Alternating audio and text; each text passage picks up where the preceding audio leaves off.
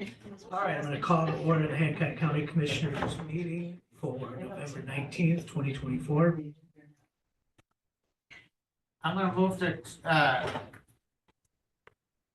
to approve the agenda as published with the exception of removing item 8B, adding an item as 8B titled request approval to install electric heaters in the departure bathroom in the amount of $2,957.28 to be paid from ARPA funds. Then item is 8C titled request approval of a 2-month extension of the land lease with the University of Maine. Chair to sign. Second the motion. All those in favor? Aye. Aye. Aye. All right. Do we have any public comment today? Yep. To the thanks. Hi, good morning. John Stein, President and also a business owner on the City Council as well. I just thought I'd introduce myself.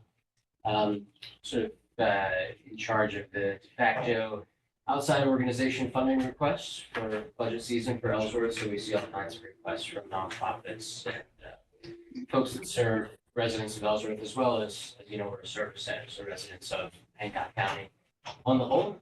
So we see a lot of funding requests, and I'm sure we've all seen state funding, federal funding starting to drop a little bit, especially around things, housing support and homelessness support. So in light of those requests, I've been looking into other sources for funding, ARPA funds, which for Ellsworth dried up.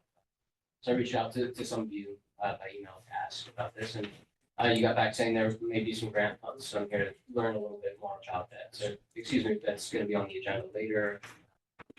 That's so the grants that happen will be later in essentially the kind of January, February time frames. I appreciate it. So, and as well, I've been on the council for 3 years, so I'm just trying to see how these county meetings work and just to introduce myself and have some more communication between the city and the county. Nice to meet you all. Thank you for the work you're doing. Thank you. All right. Any other public comments today?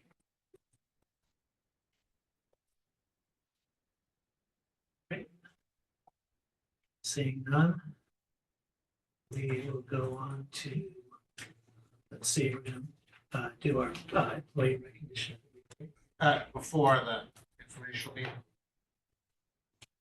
I don't think so. Okay. Now, It's up to you. I just want you to don't forget it. all right. Okay, we'll do number 4 first and then come back. Informational meeting for Hancock County Budget Advisory Committee 2025 budget estimates. We're going to come back to that. No, we'll do that now. We'll do that. Okay. This is just us doing the summary. Yep. Michael, is that something here?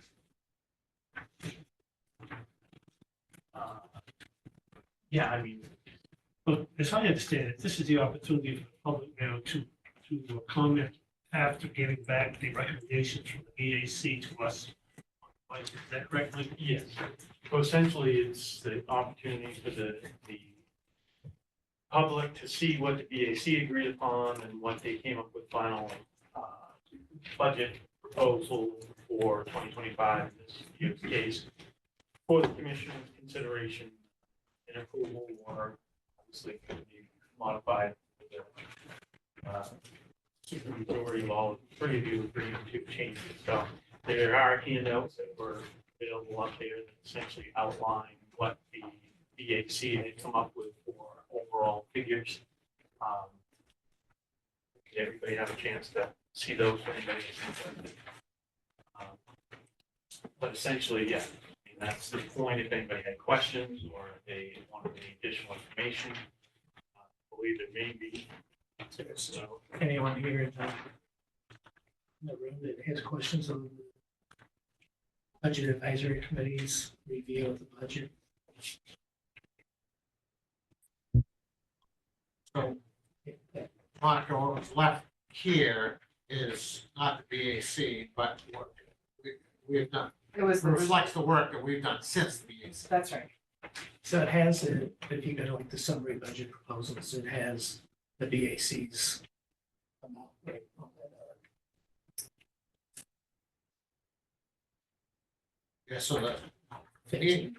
BAC's budget was basically total expenditures of $12,548,082.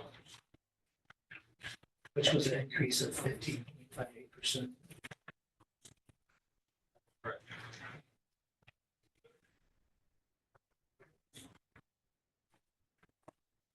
Any comments on mine?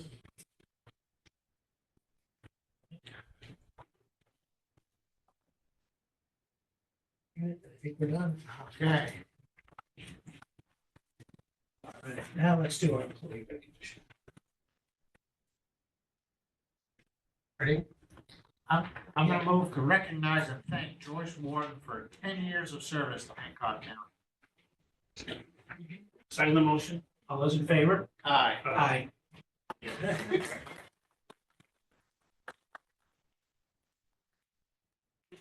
Thank you very much. Somebody's gonna take a picture. If I had known this, I would have dressed up better. Certificate. Thank you.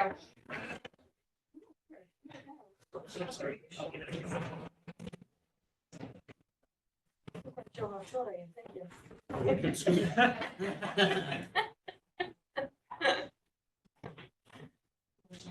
Thank you. Thank you. Congratulations. Thank you very much. Thank you.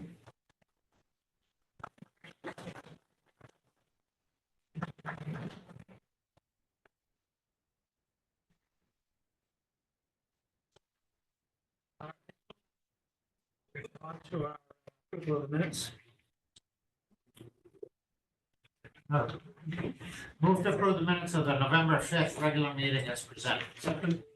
All those in favor? Aye. Aye. All right, now let's move to our, let's move on. Motion on, which is the maintenance. Okay. I'm ready for you. Gentlemen, this morning we have Louis Simone and E.L. Shea here to make their presentation with respect to our RFQ award and their plan and method by which they plan to help us design this DOC center and other interests, and also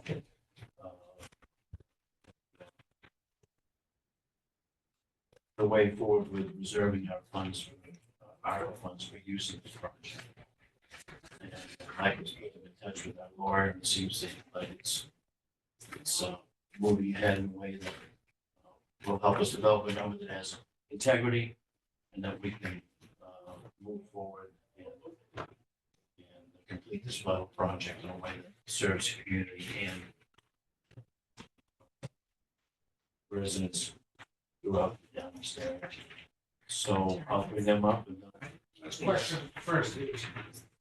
As I understand, this is just informational. You're not requesting any action. there's no action today. They're gonna give you their two-part plan for Okay, great. the first part, developing the plan and next implementing it.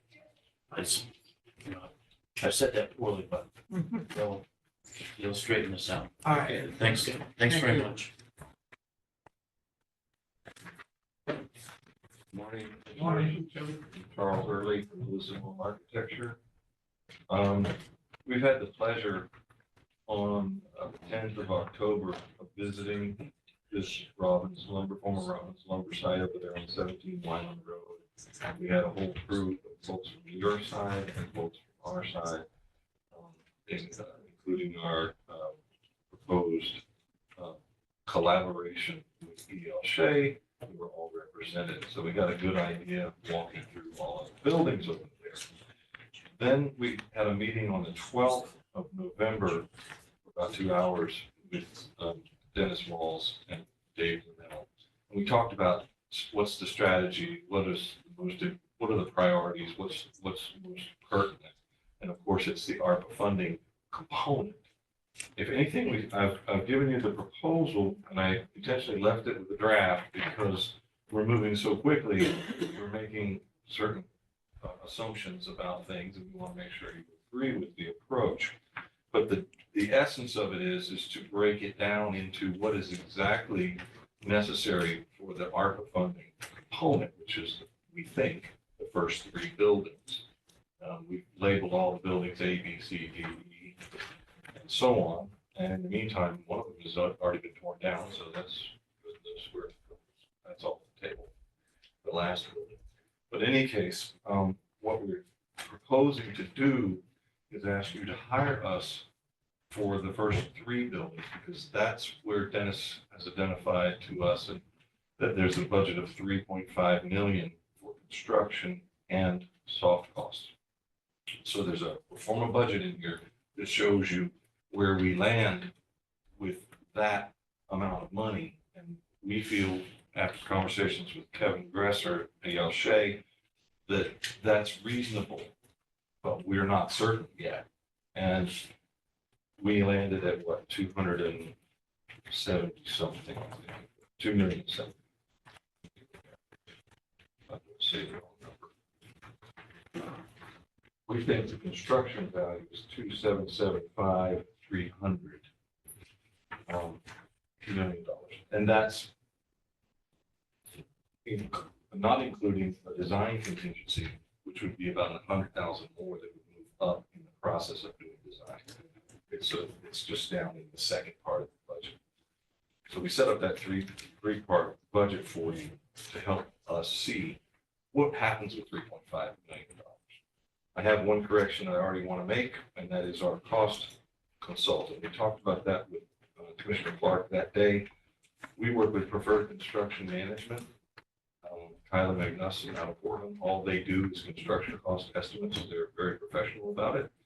And we proposed, in order to kind of neutralize the cost estimating, no offense to our friends at Yael Shea, because they're very good at it too, but we would bring in Kyla so we have an independent cost statement for whatever it is we're going to do. Our main problem is we haven't designed anything yet. So we're looking purely at a budget calculation.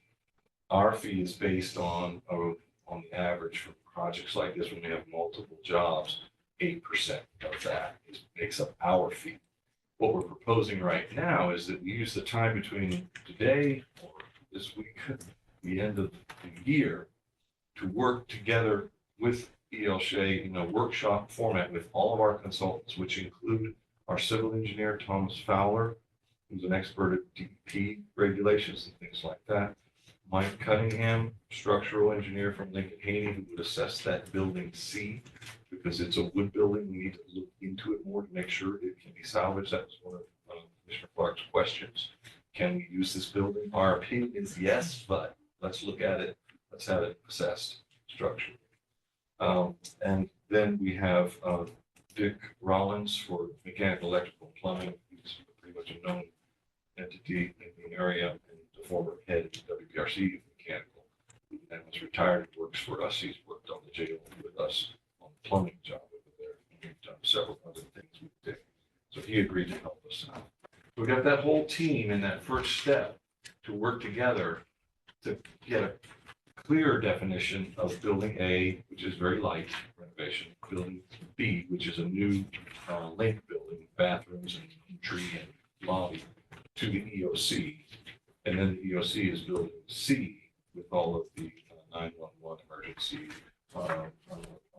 territories office, all those things over there. And with Kyla, we don't necessarily have to have drawings. If we give her area and a good bulleted description of the type of work that we're going to be doing in each one of these, she'll come up with a refined order of magnitude estimate beyond just the three numbers that we put here, square footage. So that'll be in CSI format. It'll be a couple of pages long, but it'll be more informative than where we are today. So that's the essence of the idea, is that you pay us a portion of our schematic design work now to more clearly define the project for you and to make sure we've got this ARPA thing designated so that also before the end of the year, you can contract us formally with an AIA contract for the whole project that we're doing, which our fees is around $222,000. And also do a separate AIA contract for the construction management services from E.L. Shea, which is a two-part contract. It sets the pace for them to be able to get to a guaranteed maximum price, but we will not be able to reach a guaranteed maximum price until we've given them some design documentation. So that's how we're proposing to work together to assist Hancock County towards obtaining enough information so that you've got the justification. Our thinking is that if you have these two contracts and the third one pending, that it's just a supplement to the construction management contract once the GMP is defined in the new year. You would then have these budgets, the project budget, and you would have the estimate from PCM as backup to those contracts, so that if anybody is scrutinizing this at the ARPA and it gets audited or something, you'll have the data justification of when you hired E.L. Shea under what the terms were, and you'll have the financial calculation we made at that time. We are carrying construction contingency money in the budget, and we've also got all of our, we contacted SW Cole for geotechnical. We got a quote from them for the building D, the new building in between the Link building. We also got a quote from Haley Ward, Dennis Kingman, who does hazardous material testing. He'll come in and check for anything. I don't think he'll find anything, but we always have to bring in that log cabin is relatively new, built 5 years ago in the front office. The C building is a wood building. It's wide open spaces, so if he finds something, we don't think it would be major, but we've got him included and he's ready to go as well on our team. He won't be able, probably would not be able to do that before the end of the year, but we've already got him in here. He's a reimbursable expense. So anything in the C part is a fee or reimbursable expense. But we've covered all the bases. The only thing we haven't been able to do is to put a price on what we are calling phase 2, which would be the other buildings beyond C. So D, E is the little breezeway, and then F is the building that you're thinking about using it as a tenant, a heated tenant, a rentable space. So we can't really assess those. If we assess those, we're just going to put square foot numbers on something, and then the fee would go up and the construction value goes up. So during the meeting with Dennis, we all agreed that we felt like this was the best approach. We wanted to bring it to you to see what you think. And I think I've covered most of the points. I've explained it point by point here, all the different things we're going to be doing. I guess the good news is also in site development permitting. The question came up during our walkthrough about whether or not you're going to get into a DEP situation. And that's because of the evaluations necessary to prove that you probably won't. Tom Fowler has been looking at a Google Earth history. It all has to do with impervious area, buildings and surfaces. And that place has been around for so long, and that gravel parking area, that gravel circulation area is considered an impervious area. And more likely than not, you're going to be able to do this under permit by rule. But if Tom's calculations prove otherwise, then you get into stormwater management, which is when you have more than 1 acre of impervious, but less than 3. That's where we would hope it lands if it has to go to stormwater, if it has to go to the DEP. Permit by rule, you don't have to go. So even if we don't have to do stormwater management on that property, we still have to think about where's the stormwater going to go, because you've got almost an all impervious site with the area that you want to pave, and you're changing it from gravel impervious to paving impervious. Where are we going to take it? Even if we don't have to follow DEP regulations, rating, all that sort of thing. Dennis told us at the meeting on 12th that there's a pond over there that is somehow related to Wyman blueberries, that there's a pipe going across the road to that pond. So Tom would investigate, what are the terms of that? Was that an easement? Was that something? Because it may be that that pond could serve and be enlarged to handle any additional load, and you could put it possibly all into that pond. But that's on Jordan's property. So it's kind of a sticky wicket in terms of we have to kind of figure things out for you so that you can communicate with Jordan and find out how we're going to deal with it, what's the best way to deal with it. But Tom Fowler, you'll like him. He's very knowledgeable. We've done the EMA project in Swanville in Belfast. Tom was the engineer, civil engineer on that project. And he's done a lot of other industrial facilities that have similar problems like that. So that's pretty much the rundown. I can open it up for questions from you, because we want to make sure that we're headed in the right direction before we get started. But to recapitulate, the idea is that you would sign this short form proposal, enabling us to get started, get to work, and during that time between now and the end of the year, we would establish all of these initial fact-finding efforts and estimating. And there's some preliminary works that we can do to schematic design, like field verification and other things. That's all listed in there. We do work interviewing of your users and figuring out what their programs are for the EMA and the POC. Charles says 3.5 billion project budget, that's not to exceed. Well, we understand that's what you got your funds. Yeah, So yes, the answer is that would be the intent, that we're trying to do a project that doesn't exceed 3.5 million. For phase That one. was a figure that I gave, a conservative figure based on what might be available for ARPA funds and together. So I guess that was going to be my point, is that if that's enough to It's not exceed, meant to be. that is going to exhaust remaining ARPA funds. And so, and my point, I make that point because we need to spend a lot of time right now thinking about phase two. Because there's no ARPA monies for phase two, and we're going to have to find a different source for that, which is not time restricted. Right. So, the phase one is the only time restricted money, and only really 1.5 million of that is time restricted. The other two, of course, is EOC money. And our 25% contribution, so. Yes. well, it has to be not to exceed because that's the money that's available. That's what I'm- Okay. That was the kind of the constant and the constellation that enabled us to make the proposal the way we did. Dennis mentioned Rubin and Winchell. I sent this to Dennis yesterday morning. About an hour later, I had an email from Rubin and Winchell, so I called them because they were concerned about why didn't we quote for phase two?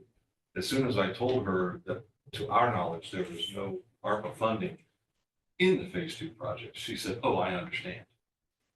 Well, Now, I'm disappointed there isn't. There was the work we want to do in phase two, I was hoping to be covered by that. But if there isn't, it isn't, but, There is a modicum of where they're closing in the hangar building and making sure that the last building is adequate for development is included, but very light scope on those parts of the project. The well, focus the is last on, building down is very speculative, so I mean. right, you know, exactly. but So that's more of the assessment. closing in the hangar, getting that ready for cold storage is really tantamount to the project. So Yes. hoping somehow there's only enough left over in phase one to complete that portion. So, well, and what we did, Mr. Clark, was, as you can see, we put square foot values on each one of these projects. And right now, today, the scope that Andy has said he wants in the log cabin, that log cabin's in great shape, as long as it's all code compliant. But he's only wants to put a divider wall with a doorway in it. And I don't even think it's a full height, didn't he say just up to 8 feet, just a separation? If that is in fact what happens, we put $100 per square foot on it, and it's a 1,200 square foot building. But we don't yet know if he's gonna then say, oh, by the way, the EOC Communication Center, I also need a link over here to my EMA building or something else. And it's not atypical that when you get into those interview conversations with the owner, that they start realizing when they're looking at a drawing and looking at information, if they have more time to think about it, oh, I also need to do this. So that's why we put that figure there. The other figures that we used for the new building, right now we used 500. It's a commercial building, but it can be stick built because it's just restrooms and lobby and storefront going in, linking. So that's probably reasonable, but it's an untested number by design. There's just a number on the page. And then we put 305 for the renovation, assuming we don't have an extensive situation structurally, assuming that we can rebuild it. It's wide open in here for those who've been there and seen it. It looks dry. We just have to prove that it's dry. We have to prove that the joists that Robinson Lumber built in the roof joist is up to snow load codes and things like that. We may have to do some reinforcement or something. So those numbers are bound to be adjusted as we go forward. We also carried 250 for site development that has been somewhat defined, that Jordan's going to do certain things for you. Correct me if I'm wrong.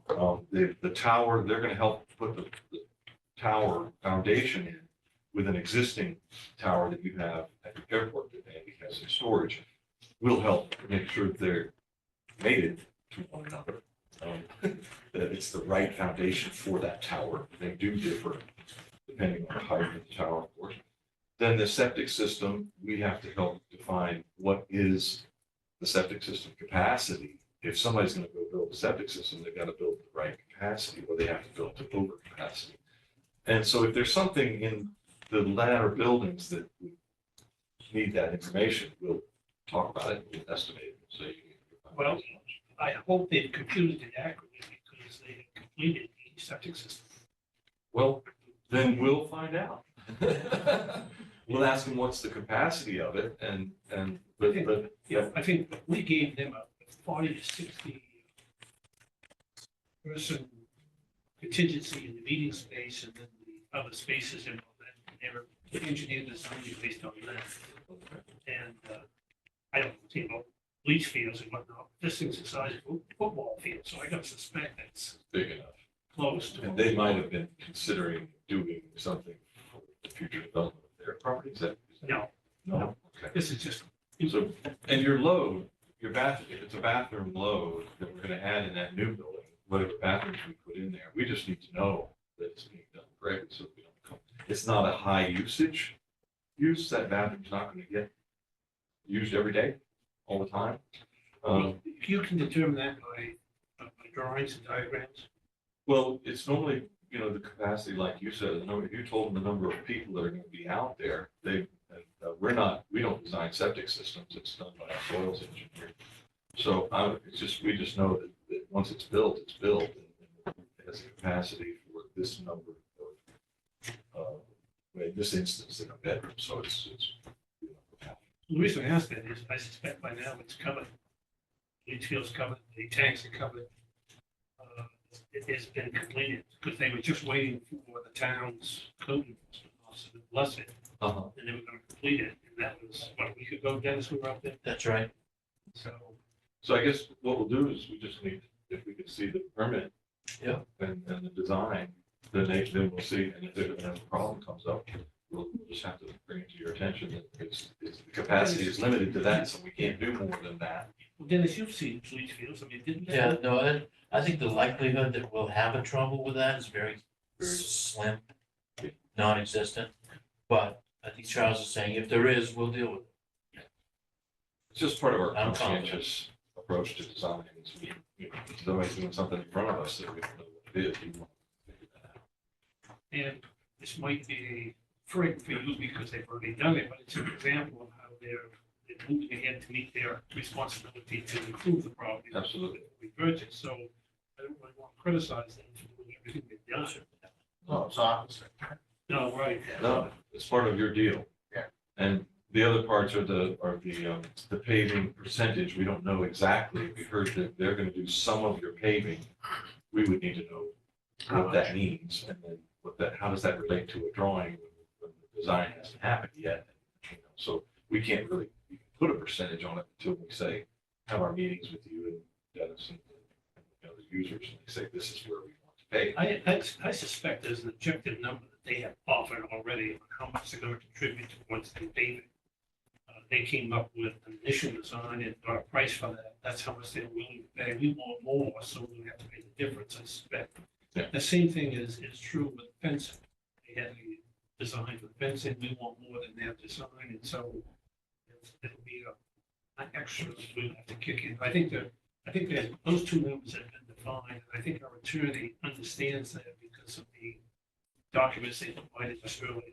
Are they defined as dollar numbers or they? Yes. Okay, so now how do they interpret, we need to figure out how it interprets the area, like in linear feet fence. That to me is one of the issues is getting a new bid or something for what we need done. And then with the expectation they're going to contribute an X amount towards the new bid. The balance will be our responsibility.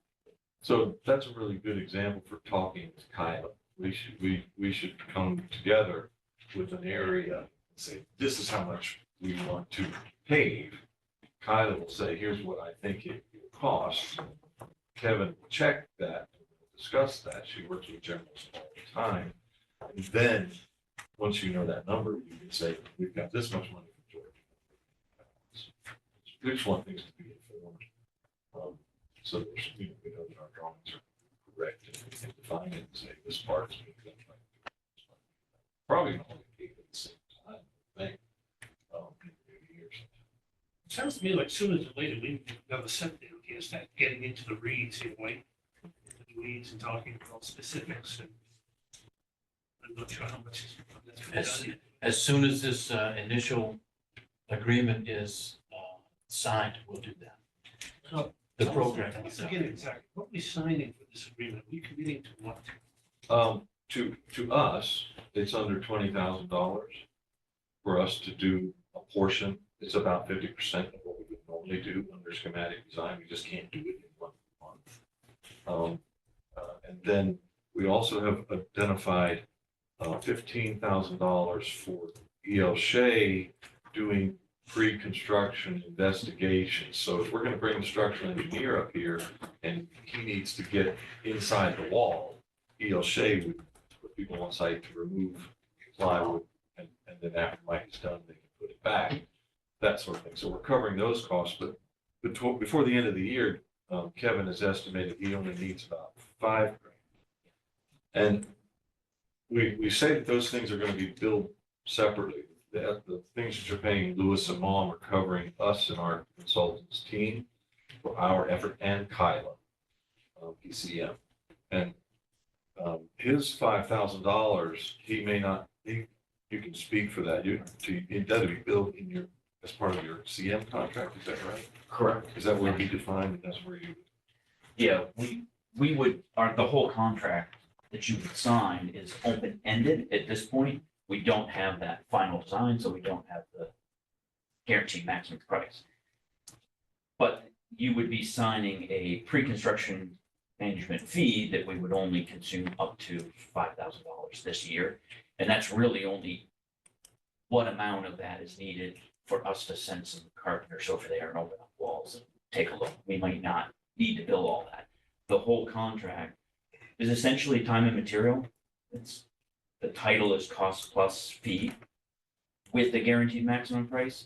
So in the end, whether it's this phase of just investigation, you only pay what it costs plus a markup. And then throughout construction, you're only paying for what our costs are plus a markup.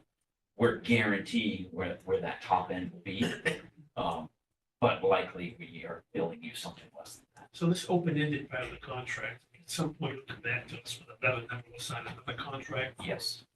So It is, yes, it's so, we're committing to a certain number today, correct? That number's only 20 for you and 5 for you, is that correct? Well, I- no, Well, is that not right, Charles?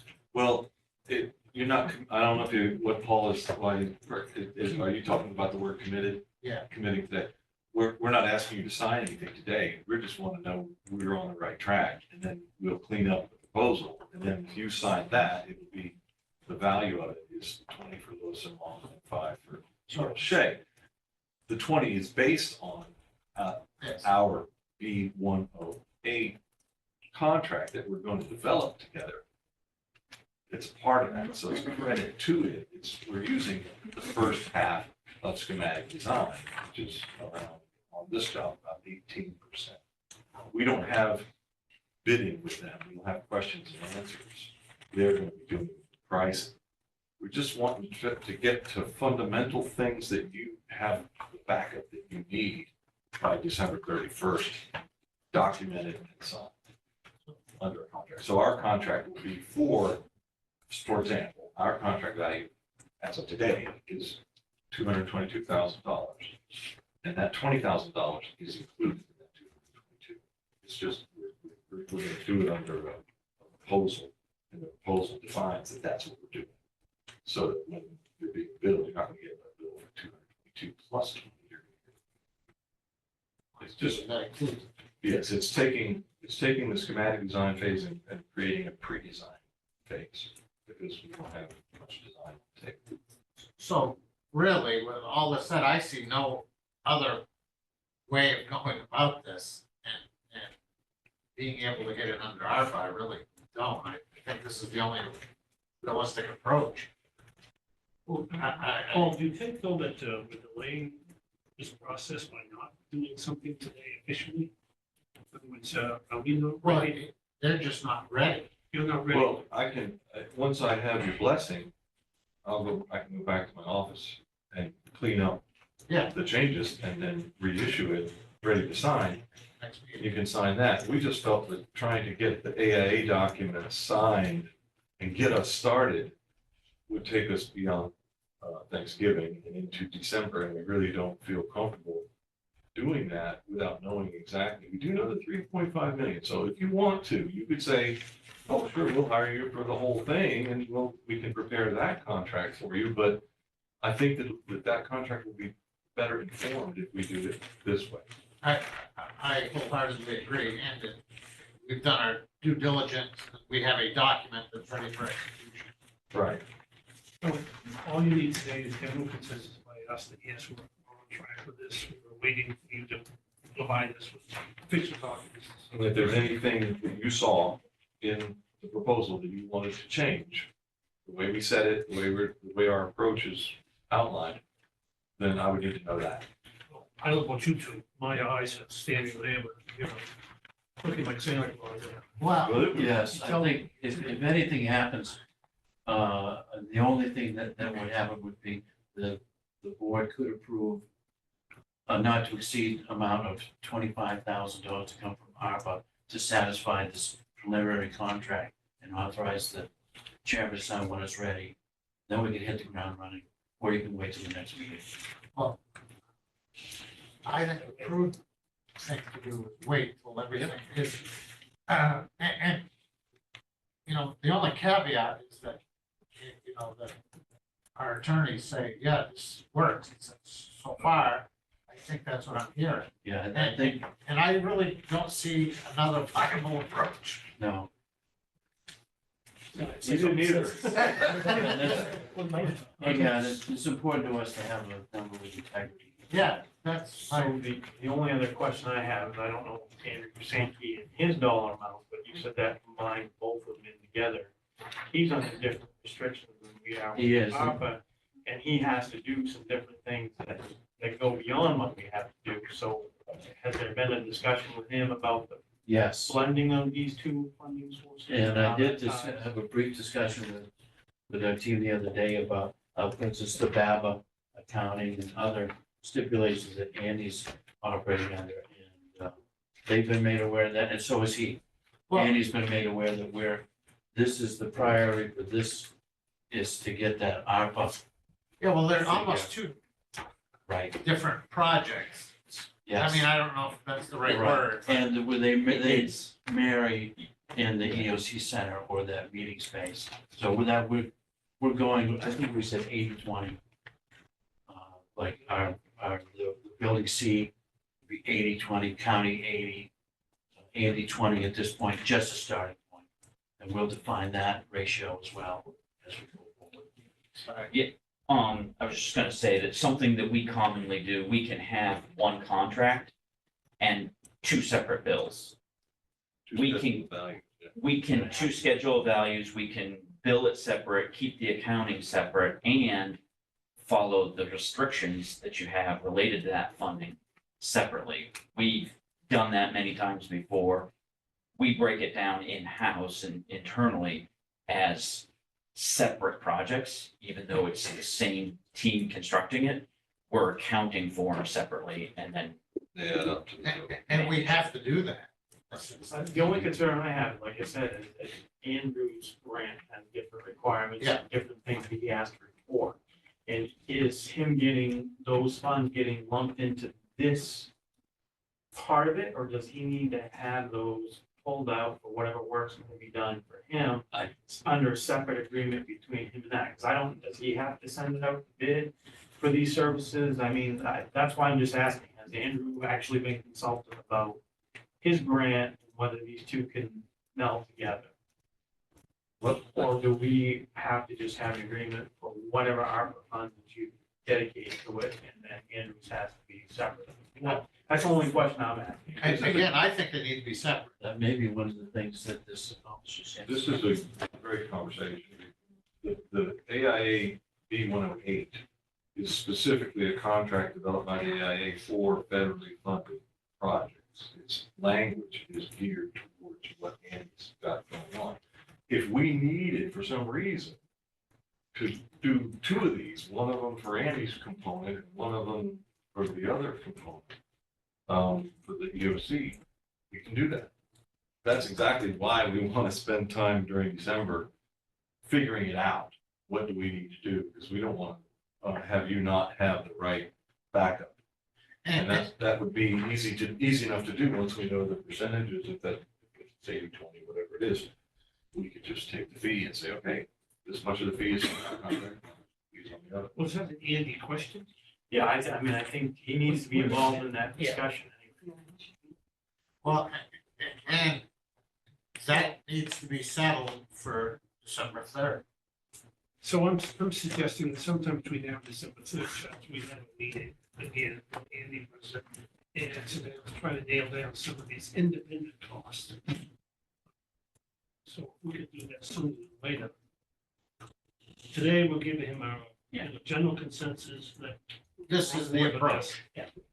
That's what you need. So that we need to get it, meet with Dennis and decide how this, don't come back to us contractually and do something on the 3rd. Okay?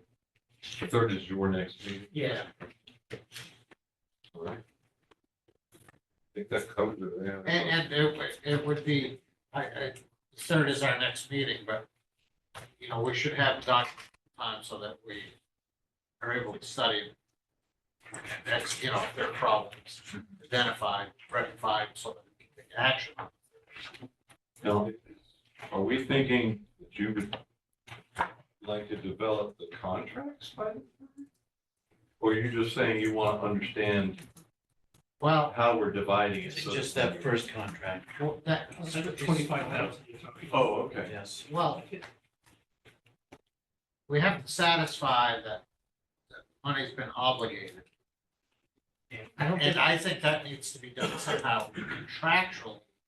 I don't know what the document looks like, but we should be able to execute something that obligates the funds. I get the sense, though, that they're not gonna be at the point for the first meeting to do that.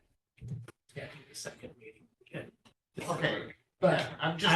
I would just say by the first meeting in December, I want to make sure that any questions or hesitations or that has to deal with how the federal money and ARPA money, those two different projects are gonna marry together, that we don't get ourselves in a position where we've made a difference. And I think we can settle that at this next meeting, we're gonna have between meetings. It might just be an update that we essentially need on the third. And this is exactly why we wanted to take this approach, is because if something like this comes up, we want to deal with it. Yeah. In a timely manner, knowing that 31st of December is the deadline, and then, you know, we get into questions, okay, when do these contracts actually have to be reviewed and signed by? If you're gonna, on the 31st of December, that's, Well, to me, that's a legal question. It all hinges on what the definition of obligated is.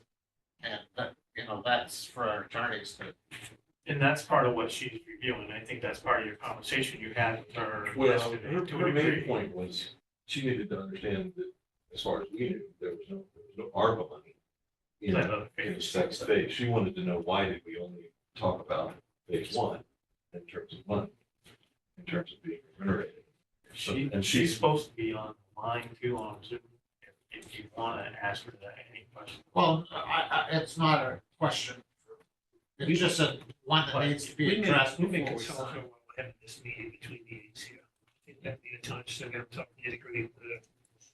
My sense is though, Kevin, that we're talking about obligated, we're talking about more than your professional opinion, that engineering wise, that this amount of paving is gonna cost X amount of dollars. I think we might need something like a contract rate bid from, you know, contractor. So we can obligate that contract and that amount. You see what I'm saying? I do, I think the problem related to the ARPA funds anyway is the time it's going to take to design that.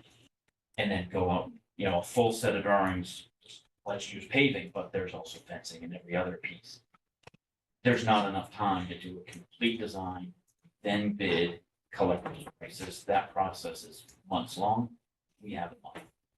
So I think that what we kind of need to do with the 1 month we have left is have these meetings that Charles has talked about, where we're scoping it out, figuring out what your needs are, what the obligations are between the funding, how we manage that. And I think really all you're committing to now, this year through December, is the $20,000 of fee for some meetings and those scoping meetings, and possibly some up to $5,000 for us to do investigation work. That's really only what we're committing to until the end of the year. And then we would be developing these contracts and asking you to sign I'm not contracts sure that if I would be understand. committing to I'm more. not sure I like what I heard, because by December 31st, we're gonna have to tell the federal government that we have committed the remainder of our ARPA funds for a project. We're not sure what that committed means, but it can't be just the 2,500, because January 1st, there isn't more money. We don't have any funds left in the bag. based on that 3.5. Yeah. And you're hiring, if you decide to do so, you're hiring a general contractor as a construction manager. So they're responsible for who they subcontract to actually do the work. And what I've heard so far, correct me if I'm wrong, my understanding is that's what ARPA wants to know, that the money to the general contractor is committed, not the individual parts of that. Now, granted, you've got Jordan doing things and you've got things happening that are in your first deal, which is an ARPA purchase, basically the $1.8 million land and buildings deal and site improvements. So I would think we understand by the end of the year, you've got to have a contract with VLSA that is based on. Just gonna say, Kevin, that's what it's gonna have to be, is that we're gonna contract with you with the understanding that there's a pavement when we're done, a fence when we're done, a building. When we're done. In other words, we won't have to go out and get those contracts, because there just isn't time enough left. So somehow we've got to craft a way so that we obligate that.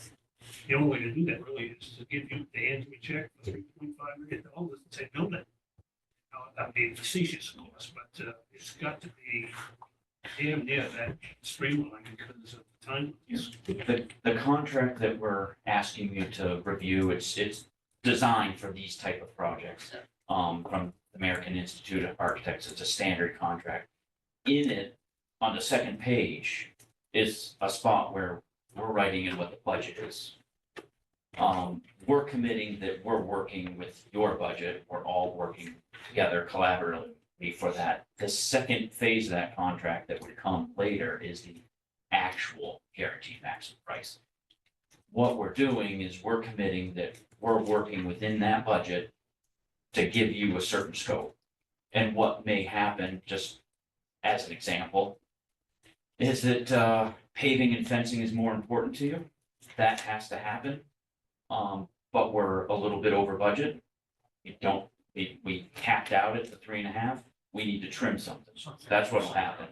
And if the flooring is going to be something lower cost so that you can pay for your priorities, and phase 2 will have to, pick up the rest of the project. No, I get this, and I think both have your heads wrapped around this.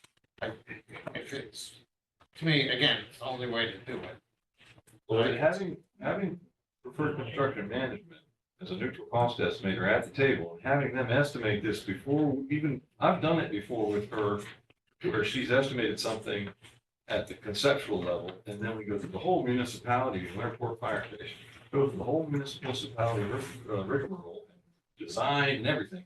Bids came in, and she was right down the pipe based on conceptual information. So I trust her to help us get an idea on cost, and we have then the checks and balances with E.L. Shea's experience already on board. That's a real advantage, because when we look at something, we say, hey, Kevin, we'd like to do this, or they want to, we talked about a faux log cabin. Well, maybe we can't afford that. Maybe we have to do a nice metal look. My comments were not meant to say that we didn't trust your estimates. That's not what I said. What I was coming from is that somehow this is, whatever we obligate ourselves to has to meet the ARPA specifications. So it means that we have in fact obligated these funds to their satisfaction. So whatever that turns out to be. And I think, you know what the timeline is, and if it works out, we may have to have a special meeting, but I don't think so. I think you have, we're meeting on the 3rd and the 17th. Yes, what I get out of it is just that we need to have this definition of Andy's part, EMA versus EOC. We'll work with Dennis to accomplish that. We can add that to our proposal in terms of how we propose to deal with that. And that will be the first document. Okay, I think we know what we're going to do. Okay? You don't have any, we've accomplished what you needed, right?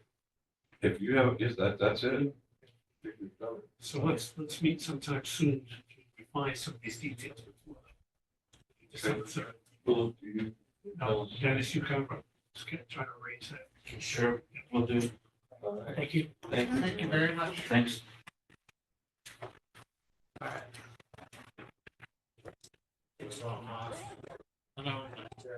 Yeah, now we're on unorganized territories. Do we have Miller on the line? Morning, Commissioners. Morning, Miller. All right, so we've got a right of way easement. Yes, they finished the bridge a little over a year ago. And then from the construction project, it got kicked over to the attorneys to draw up this easement, and that's taken some time, but we finally got the paper done. And we have the easement from Nature Conservancy to go from Route 182 across all of their property, almost all of the way to the windmills. For 50 years. Bill, I didn't see anything in there permitting ATV and snowmobile use. Was that necessary? Was that unnecessary, or? I thought that's the whole purpose was to be sure we got ATV access on this. I think it's for to get under our TIF, it's for recreational trails, which will cover ATV and snowmobile. But part of it is also for fire protection, to get the fire trucks up through there. My point is, an easement that we're signing does not permit specifically ATV and snowmobile use on that road, which we want, correct? Bill, can you outline exactly where you're? Well, it says for pedestrian and vehicular public access. I think Well, that's broad enough to cover everything. that was my question to you. Does vehicular mean ATV and snowmobile, or does it simply mean motor vehicle? On the access easement, Paul.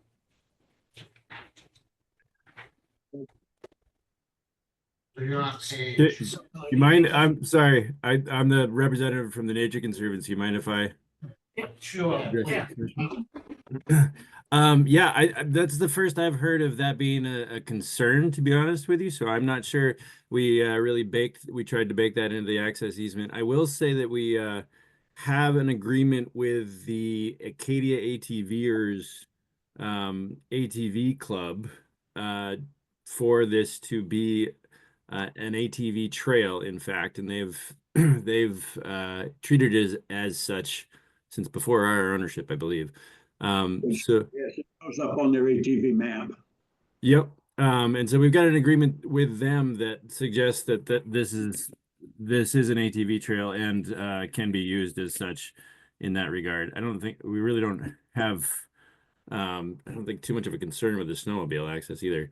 I think we'd have to go back to the drawing board if you wanted to guarantee that ATV access for the 50-year period. We do prefer, and everywhere on our ownership around the state, where we do allow ATVs, it's by agreement with an ATV club, in part because we really feel that we get better results for both the maintenance of the infrastructure as well as sort of the containment of unauthorized use by interacting with ATV clubs and snowmobile clubs for that matter too. But yeah.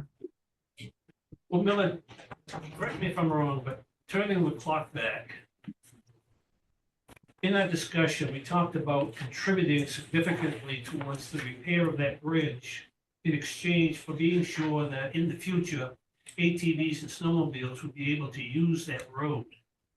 You don't recall that being the case, Miller? Yes, but it was ATVs, snowmobiles, and everybody.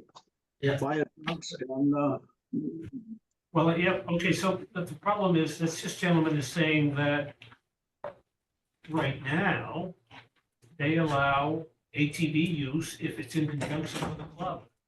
What about but this? it wasn't under Article 2 use of a road where it says vehicular public access.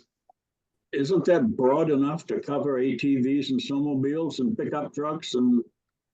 Well, this gentleman doesn't believe that's part of the easement. That's simply part of their willingness at this time, to allow that. My problem is that a new board of directors 5 years down the road could say, we're anti-snowmobile, we're anti-ATV, we don't want this road being used for that. And I don't think this document protects us from continued use for ATVs, which was my understanding of contributing towards that bridge in the first place. That is, yes, that is how we get it under our TIF recreational trails, is it's open for ATVs and snowmobiles. I didn't catch this gentleman's name.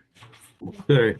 I'm Eben Zibikowski. I'm the Director of Land Management for the Nature Conservancy. My understanding of this conversation was really that this is in fact a private road, and therefore the public easement needed to address the fact that it is in fact a private road. Barring this easement, we as landowners would have the ability to shut down access in various ways, shape, or form. I'm not sure our conversation extended to ensure that access was blanket across all vehicles. I think I agree with Millard in the sense that I'm not sure the language that is contained here sort of clarifies this. So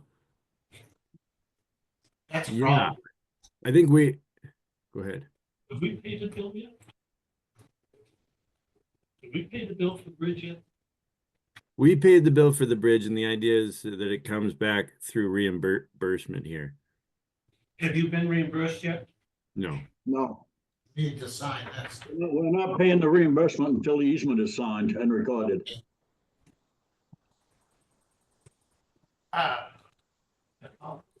Boy, that's, Milton, aren't you concerned that, with Evan's statement that this could someday prohibit ATVs from using that, and thus the TIF recreational money was spent improperly? Well, I wasn't until he just spoke. Now I am. yeah, well, that's exactly the way I feel. He said, as a private landowner, they could shut off access. Well, that violates the TIF agreement. Well, this would permit pedestrian and vehicular. The problem is that they could say vehicular does not include ATVs and snowmobiles That's what he said. and shut those off, and that's a concern for me. Evans, how much of a problem do you think it is to get your group to amend the easement to include ATVs and snowmobiles? That's a good question. I think we probably it'll slow things down. I don't know to what extent we need to complete this before the end of the calendar year. My sense is that we may need more language protecting us in the case of I think what we're worried about is ATVs, our inability to control where ATVs go. And you know, right now we have an agreement with the KDA ATVers, and the road is a fine place for them to go. And what the agreement with the ATV club does is also help us to have someone who is accountable to making sure that that access is limited to the road and doesn't go off-road and disturb other parts of the property, which is really, I think, the concern here. So I wonder, I think, again, our sense of this thus far has been predicated on the idea that the just regular sort of vehicle access was the thing in question here, and making sure that that access was publicly available for the life of the bridge, essentially. But I think we might need to look at this agreement again and make sure that we have safeguards against the abilities to shut the ATV use down should it get out of control. Well, legally, I can tell you that the agreement with the ATV club to designate this as an ATV trail holds no more weight than an easement that says that only this particular 4.7 miles is available for ATV use when it comes to violators. Because quite honestly, that piece of paper is, you know, and 25 cents won't get you a cup of coffee when you have a violator that doesn't want to honor it. But it does help law enforcement enforce it, because they now have a legal document that prohibits use off this road. And I've always said to people, if you're concerned about people riding on your property illegally, give them a trail, because if they got a trail, they've got no reason to go anywhere else. They'll use the trail. If they don't have a trail, they'll find their own way across your property, which is what you don't want. And I'm going to suggest that we take this under advisement today, and would ask you that if you discuss this with your counterparts and tell them that we'd like to see some kind of language in here that would grant ATV and snowmobile use on the 4.7 miles of the road only, as well as pedestrian vehicular traffic. I hear you. I'm also a little bit concerned that this hasn't come up until now, because again, our conversations were about public access on this easement. They didn't get the specifics around ATV and snowmobile use, again, is a new part of this conversation to me. I guess I took it for granted that the right of the easement was for all vehicular use. Yeah, we talked about snowmobile. Non-exclusive right to use the road was period. You used to use the right to use it for everything. Well, I guess I'm sorry for my not And the clarifying that to the start, but that is typically a different conversation for us than simply road access. I will take this back for consideration and try to get it back over to Millard as soon as I possibly can. We meet again on December 3rd. I don't want to push you, but it would be nice if we could resolve this. If you could speak with them, at least get their idea of, in concept of whether or not they could agree to this. And Millard, I kind of disagree because if I give you a right of way across my property for pedestrian vehicular use, I could still restrict snowmobiles and ATVs from using that. So, Well, that's what I've been saying. and that's, yeah, so I really think that without specific language, this easement is not going to guarantee the right to ATV and snowmobile use in the future, so. And the reason we're able to use TIF money to pay for it. because it's a recreational trail, snowmobiles and ATVs, yes. Can I ask a question about that part too? Because again, my understanding of this conversation was that this was for vehicular traffic, not specific to ATVs and snowmobiles, but simply public access, which I took to mean, again, regular vehicles on a private road. Essentially making the private road more or less public in terms of access for a period of time. So my understanding around the access to TIF money was that this was not necessarily connected to a trail, but this was connected to infrastructure concerns within the county. But this idea that this is simply connected to trails as opposed to public access roads, I didn't realize that was a differentiating factor, I guess, and that's what I'm wondering for Well, you. Evan, we agreed to, We don't have TIF money for infrastructure that way. would you say, Millard? If it, in the TIF, if it was thorough roads, it would have to be specifically designated as part of the road in the TIF, like the Nicatawas Road is designated in the Bull Hill TIF. And We designated this because it was recreational, correct? right. And recreational evidence means that we expected the ATVs and snowmobiles to have a deeded easement for this 4.7 miles once we signed it. Is there any of that guidance available that I could also take back to our legal and better understand that?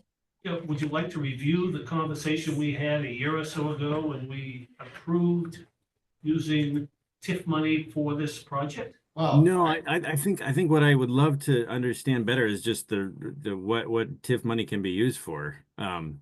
Yeah, Millard can certainly help you. I can send him a copy of the TIF document. Okay, thank you. Appreciate that. I'll try to get it in front of legal and back this way in some way, shape, or form. My sense is that we can get comfortable. And I don't know if I can actually get a lawyer to look at this before December 3rd, recognizing that the holiday upcoming and those sorts of things. So I will try my best to get this back to Millard prior to December 3rd and hopefully in front of you at that point as well. Is there an issue or what problems might that cause if that is not possible? Well, Evan, I only said December 3rd because I thought you had a problem. We have a do not- second- We do not care. We have a second meeting in December on the 17th. We have 2 meetings between the end of the year, if that's an issue for you. If not, we're willing to put this off till next year till you're comfortable. Got it. Okay, cool. I just wanted to make sure there weren't other deadlines. Are there any other issues? Do the commissioners have any other issues with this document? I don't. no, and, again, this is, if we can't resolve this, then we can't pay for it. That's the point, right? If it doesn't meet the intent of a TIF document, obviously we can't spend the money for it. Yeah. So we've got to make Right. this work under the TIF agreement, Evan. Yeah. Understood. Okay, very good. You need a Thank you. motion to table this to a future Well, meeting? or if you're comfortable, move to take it under advisement and or revisit it later meeting. If that's what you want to do. Well, yeah, I would just, I would just, table it. move the table to a future meeting. So moved. Second, All those in favor? Aye. aye. All right, Thank you, sir. Thank you. Thank you. now we've got our dangerous building complaint. So it looks like we got the official complaint. Is that right, Miller? Yes. And I attached all of the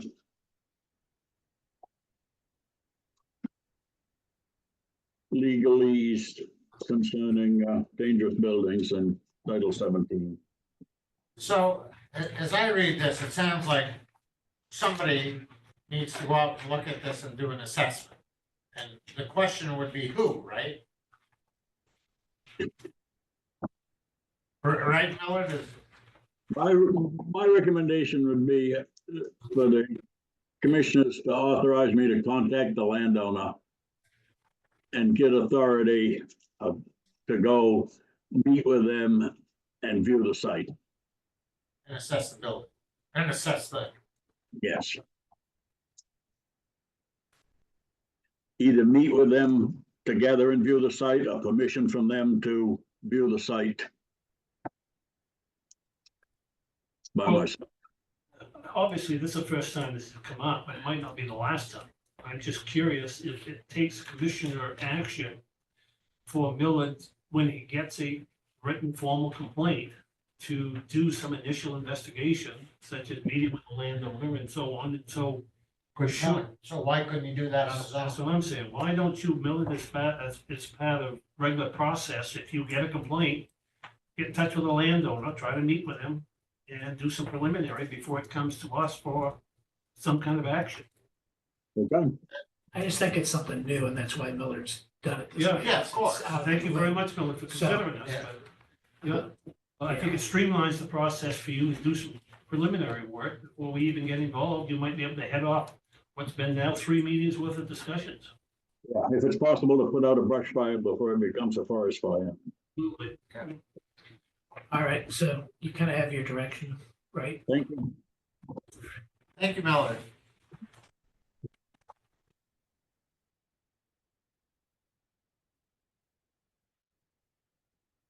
Airport. Hey, good morning. Good morning. Couple of things. We're trying to get a handle on the bathroom heat situation. So, Well, I got a quick question. So, yeah, we talked about 2 different bathrooms. correct. Or, Okay, yeah, that's throwing me four, off. total of 4 bathrooms, two men's and 2 women's. Okay, And you're gonna put different heat in different bathrooms? Is that what you wanna do? Yeah, the recommendation for the departure side was not to spend the money to put a mini split in, just to put a resistance type heater to take we only need about 5 degrees in the air, maybe 7 degrees on that north side. So it was a lot more economical to do that than put a heat pump over there. So we're gonna heat them on 1 and 2 and electric in the other.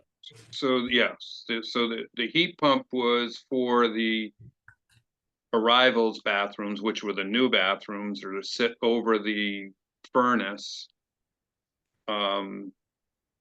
Because we just can't get those rooms cool. In the summertime, those rooms are in the mid-80s.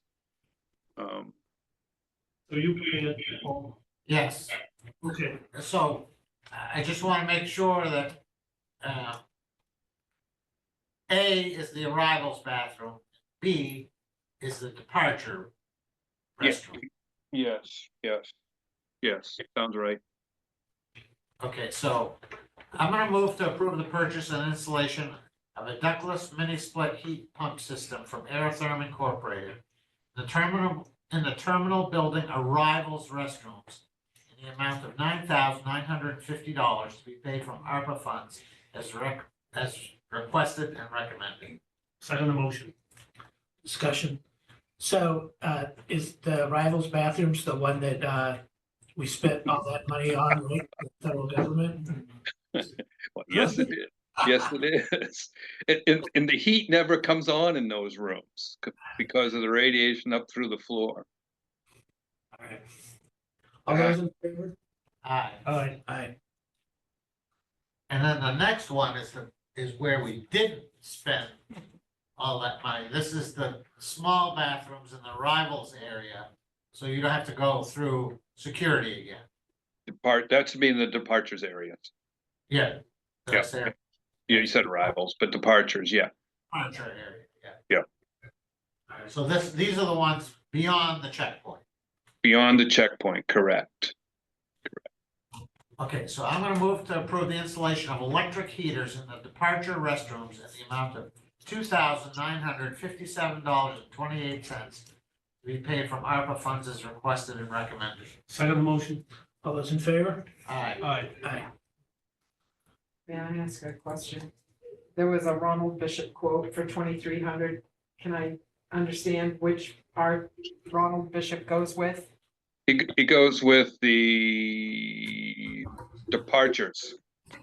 Okay, Yeah, it's in the, well, none of it was clear to me, so It was very confusing. right now, yeah. All right, so do we vote for that? We did. yeah, we did. So, we've got an extension to the, lease. Yeah, they just, they needed another couple of months. They're not quite ready yet. What is that thing? You got me. They didn't really they haven't really told us what it is. I. What are we leasing? We're leasing 6,000 square feet of land for University of Maine to build a project there. Have you seen? Yeah. I wish I had taken a picture. I look at it at least once a week and I'm like, what is that? What do you mean, it's a building or something? There is a lot of concrete going into this thing. A lot of concrete and a lot of steel. Yeah, and it's supposed to float. Yeah, and there's a tower in the middle of it. But it's not a permanent structure. No, No. Their intent is when they're done, put it down the seaplane ramp and tow it away. yeah, so All right, to me, it looks like they're gonna slide it down to the seaplane ramp and it's gonna sink. all right, we'll do it. I'll agree. We all wait. We all want to watch it that day. Yeah, All right, please take a movie. So this is only a 2-month extension, is that? Only Yeah. 2 months. Yeah. And if I don't remember what the dollar amount is, but it's the same terms as the Yes. current. Yeah. So I'm gonna move to approve a 2-month extension of the land lease with the University of Maine and authorize the chair to sign on behalf of Hancock County. Second motion. all those in favor? Aye. Aye. Aye. Wait a minute, they've got Leroy listed as the. Did you sign the other lease or did we, Leroy? I believe you did. Okay, never mind. Good to go. All right, thank you very much, Leroy. Okay. Thanks, guys. Thank you. All right, jail time.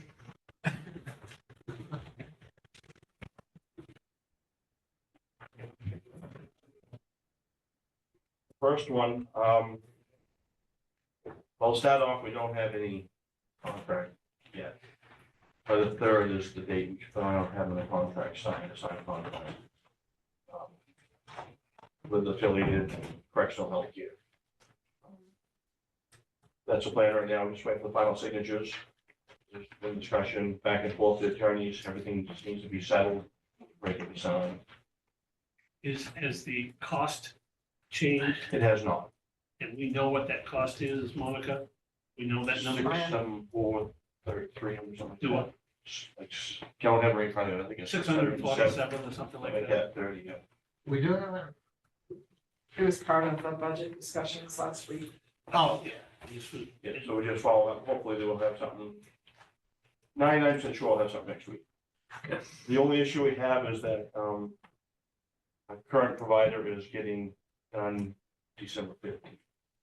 We're gonna try to have the contract start on the 4th, but in the meantime, I've discussed with, the provider that's gonna be taking over, we're gonna probably have to sign 15-day contract with her to cover until the contract starts.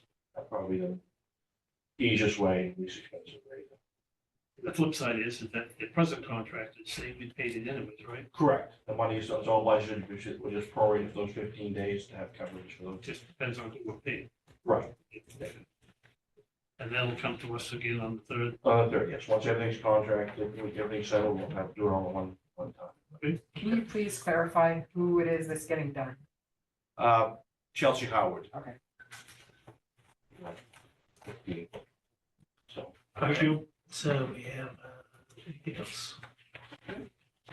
It's not right. You're all set. all right, thank you. Thank you. Well, this next item, Same item. We're not ready to sign anything yet. No. Those next both on the third. okay, so. Okay, All right, Sheriff's Office. Mutual aid agreement Between the town of Milton and Hancock County, this is just to address times where we have calls, you know, whether it be near town line, Denham or whatnot, and we request their assistance or vice versa, that's help us just providing that level of service to citizens. we send this every year. I believe we had done one years ago in the past. We're looking at updating it with the current administrations and just outlining what is expected and just the terms of it. It's a pretty standard agreement that we've done previously. I move to approve the mutual aid agreement with the town of Fulton as presented. Second motion. All those in favor? Aye. Aye. Thank you. So we did maintenance, right? Yeah. I'm doing my time life work right now. Good. All right. I am. Try to do it quietly. Do we have anything really left to do on the maintenance side? I did have the discussion regarding the construction services cost. Our last visit, we discovered that there's no power to the building. We thought we'd like to keep it heated. And there's a discussion on where those monies would come from, when I just pay the fuel bill out of my county budget to the heat at 17 Wyman Road and the electricity bill as well, once it's gone on. I think it's in our best interest to do that. And with your permission, I will happily assign the cost to my current budget, but there is no budget for 2025 for those costs, and so it's a little too late to add that, so I'm going to suggest that. Well, what we're talking about is keeping the log cabin heated, which I think is really required, because if we're able to do some work out there, we're gonna use that as a staging area. And that way we don't have to drain the pipes. I wouldn't be surprised. Do we have power there now? I don't know. Because I'll go out there later today. Since we were there, Brian said that he thought the next day or something, the power was gonna be on. And they're going to have power to the building. And all we need to do is reassure Brian, even before we buy it, we're gonna handle the cost of electricity and propane for Yeah, heating. propane, yeah. So what you said that out of your budget, but wouldn't there be reason to have it under the EMA budget? Sure, but I I didn't know mean, if for, they don't have any lines like this. I guess that's It's gonna be in the question. future though, right? Well, I think They will what we're because- doing is, we're doing something temporary today, because I think we'll have this figured out by the 25 year. budget, who's Right. gonna handle what. But we need to do something today, in fact, to the point of where, You mean the 26th? next year's 25 budget. Part. So then that discussion will have to be part of, you're Right. saying what's coming up. Right. Yeah. No, the reason I bring that up is because we have an insurance issue as well, because based on the changes of what's occurring, and if you are gonna do work there, then we need to send in that information for all of it and get insurance on it too. Oh, So, that's a great point. so then there's gonna be other costs that we gotta talk about. We should, when we get ready to talk about 25.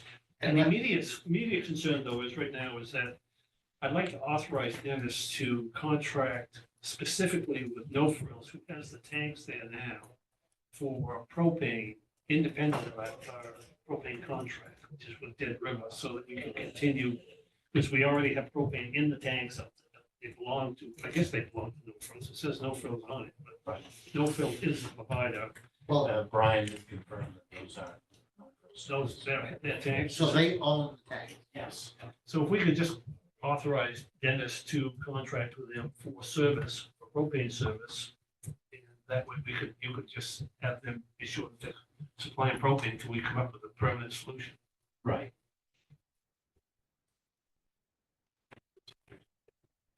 So why don't you make that motion, Bill? I'm not sure exactly what.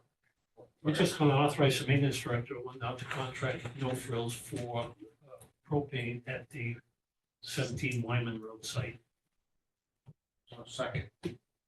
Oh, I made a motion. I was helping you write it, that's all. No, you wrote it. All right, I wrote it. All right, you seconded it. Yeah, and again, this is just a stop.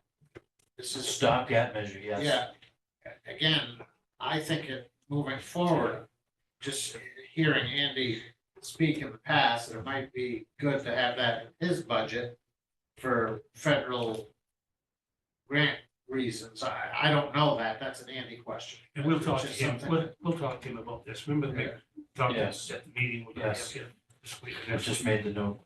Also on electricity, I mean, is the bill gonna be written to the county or are we just paying the bill that? Right now, I'm sure that the service is initiated under the Jordan's name, but they may expect to be reimbursed if we're using that. Well, again, we'll see. I don't know. that Yeah, I don't this think time, we take action on that, because we don't know that. Until we have it. Right now, it's almost insignificant to the cost of everything. They just power the But- building, and there's nothing going on in the building except a furnace. So I don't think they're concerned about the minimum cost. They don't want to be paying propane cost all winter if they're not. Because they were prepared to shut the water And off and shut the building. If something does occur in that respect, we'll bring it forward Yeah. at that time. All those in favor? Aye. Aye. Thank you.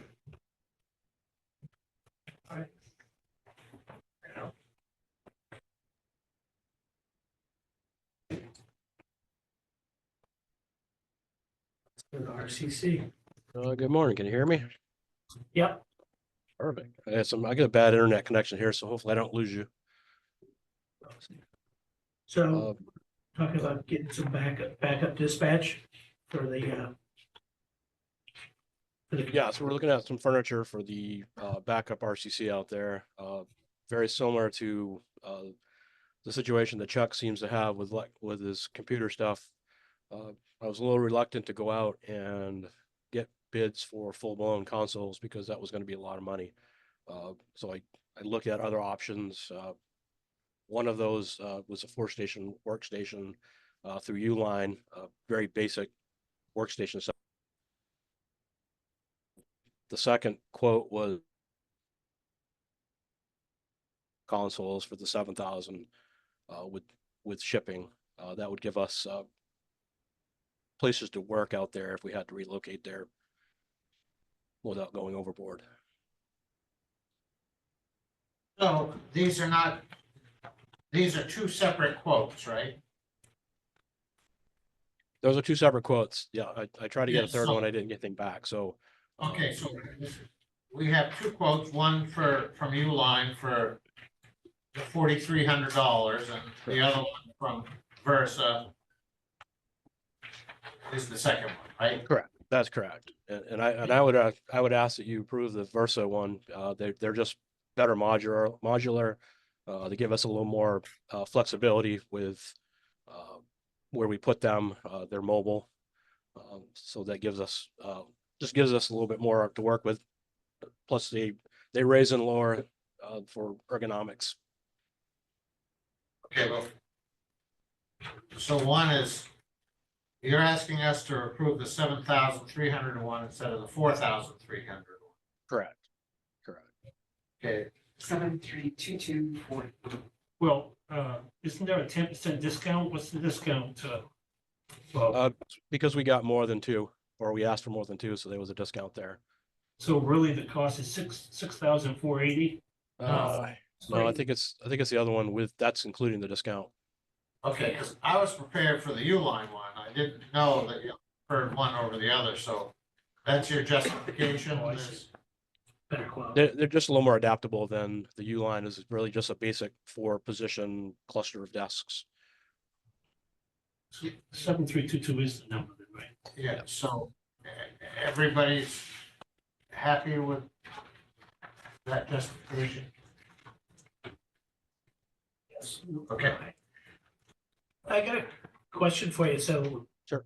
In the, this related but not related. So when, you end up if you ended up having to utilize the space for dispatch, what's the equipment that you have that's portable that lets you do dispatching from there? Like, is that something that we already have, or is that something we're gonna have to expend for already? Well, no, it's something that we're probably gonna have to look at. We, Chuck was looking at computers to go out there because we wouldn't be able to really take, I guess, sounds like from the conversation we had that if we had to leave immediately, we wouldn't be able to just pack a bunch of stuff up and go.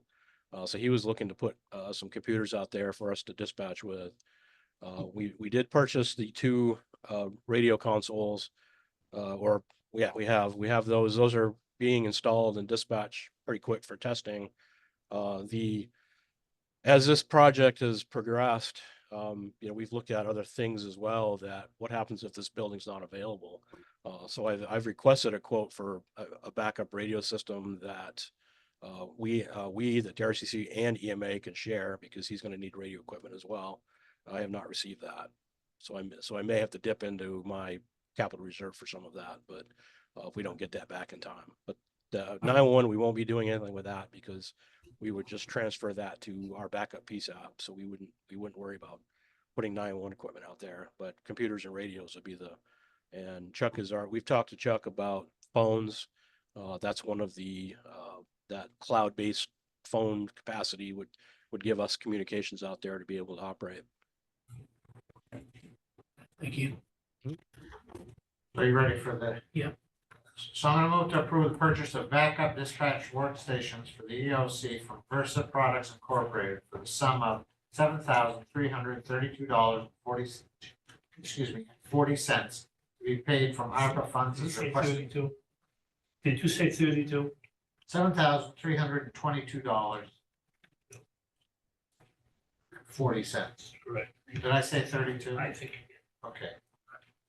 But the amount is $7,322.40. And second the motion. As requested and recommended. Any other discussion? All those in favor? Aye. Aye. Aye. Thank you. The next was a request for approval to hire Jamie Meyer currently from Baileyville. She's moving a little closer. She experienced from Washington County.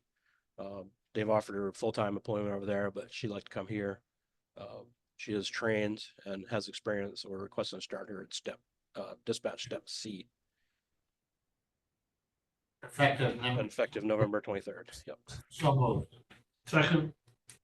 So where's this leave you in terms of your, employment?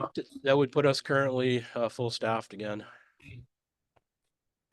So All those in favor? Just mention it. All those in favor? Aye. Aye. Aye. All right, we've got our, I am responding amendment. yeah, you should have that with you there. Okay, so what this does is this takes us up to 32. Correct. At first, this was an experiment. It sounds like it's a well-received experiment, It's been very helpful. and that all these communities are on board and thankful that we're doing this. For all the feedback that I received, that is correct. Even some of the skepticism, because we were covering it instead of them, but that's disappeared. Everybody's very happy with it that I've talked to. Okay, so I'm gonna move to approve the amendment to the existing I am responding county agreement as presented and authorize the chair to sign on behalf of Hancock County. This agreement extends the contract to May 14th, 2032 for the sum of $84,938 to be paid from ARPA funds as recommended. Second. All those in favor? Aye. Aye. Thank you. Thank you. So, in my opinion, this is something that the county can be doing and is doing that benefits all county municipalities equitably. Yeah, I think so. I have not heard anything bad from anybody about it. The mapping's great. The information's good. It actually gives us a backup if the radio system doesn't work. We've been able to utilize that system for making sure that departments got their dispatch notifications, even if the radio was down. So it's been very helpful. Thank you. Thank you. All right, District Attorney. Good morning, how are you? Morning. I think in your booklets, there should be some quotes or a breakdown from Monica that worked on in reference to some things that we would like to purchase using ARPA funds. The first would be a tonneau cover for one of the Chevy pickups in the amount of, it came to $499. So the quote from Darling's for $499 to be paid out of ARPA funds. And in the beginning of the year, I understand there was some funds that were reserved out of ARPA funds for the detective's position. And those funds, there was a balance of unused funds of $7,548.65. And so we would like to use those funds for the purchase of that, the tonneau cover, along with the other items are on the list. It looks like everybody has the printout that Monica did yesterday. Okay, that's just what showed up in our book today, okay. I didn't get this email, but I'm looking at it now. Okay, so you're asking for, I don't mean to beat up on individual things, but tonneau cover, why do we need a tonneau cover?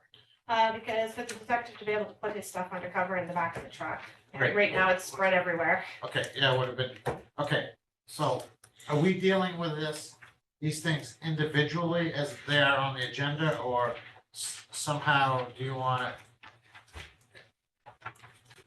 This is how the agenda was. They were listed individually. That's up to you if you want to take the quotes as a group. No. From what I came up with. We should do that. At least. Be good. And the reason I'm asking is because I didn't have the office furniture one, was not part of our packet. Yeah. So now, yeah, it's just sprung on us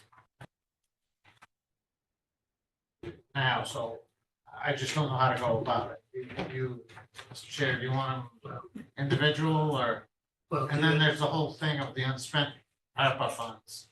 Which I would just, whatever Ignore at this point. whatever you approve, right, I would just credit. Yeah, because they're unspent. Right. Okay, so I would just do it as 3 motions, okay, and you'd have to add up the furniture. yeah, so I'm gonna move to approve the purchase of a tonneau cover for the Chevrolet pickup in the amount of $500 with funds to be paid from ARPA funds as requested by the district attorney. Second motion. All those in favor? Aye. Aye. Okay, and then the next thing is computers, right? Yep. I thought we bought district attorney computers through the state. You mean purchase through the state or state funds? It's kind of, my memory is that it's actually. So I've been working with MEDAC, which is the state, they do a group package price. And this is, they do one in the spring and they do one in the fall. And so this is for the fall, they're getting prices together for all counties, that are looking at getting computers. So this is what the price was when they have put it up to bid with Dell right now. And this was for laptops, and I need 1,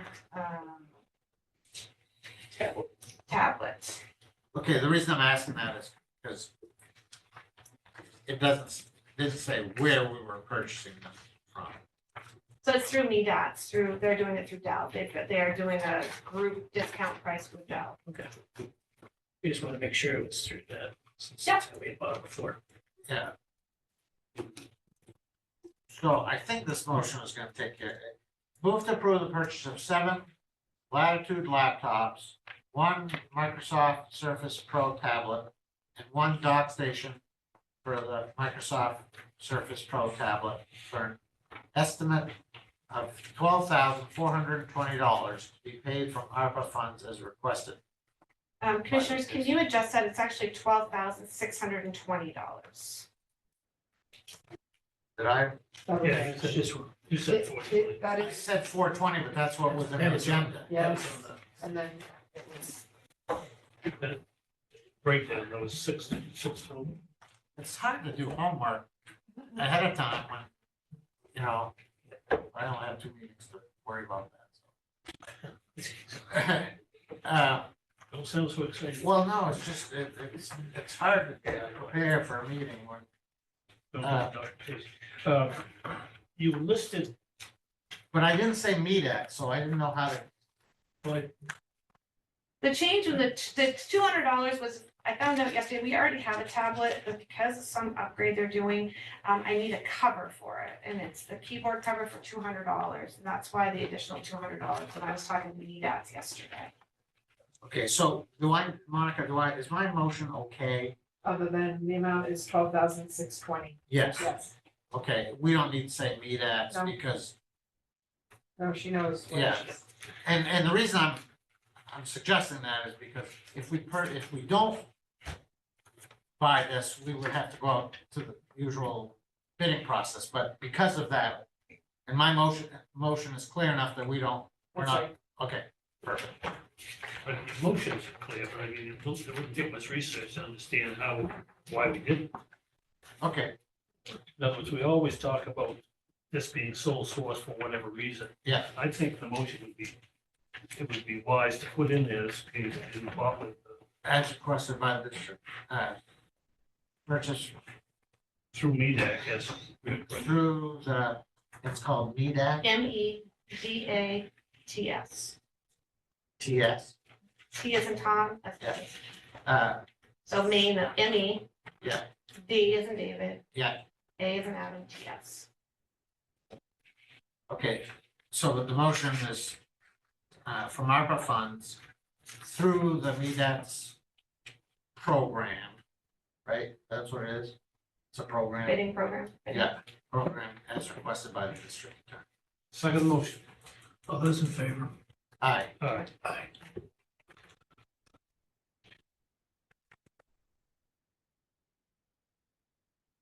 And the value of the furniture is $4,018.64, Joe.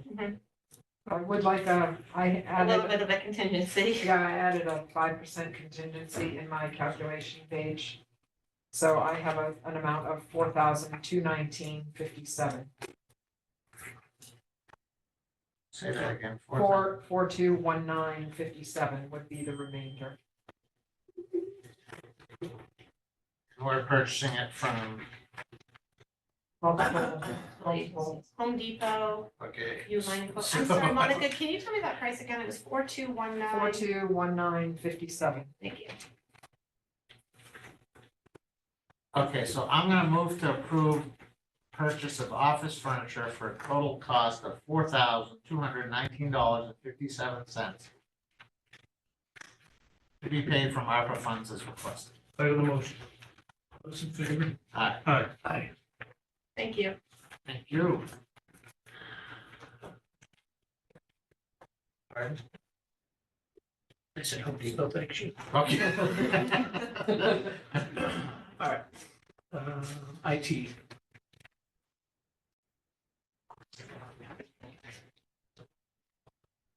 Both of these agenda items have to do with EOC. We've been working on costs for the EOC. First one was the network equipment for the EOC. I gave you 3 quotes, and I suggest going with the lowest quote.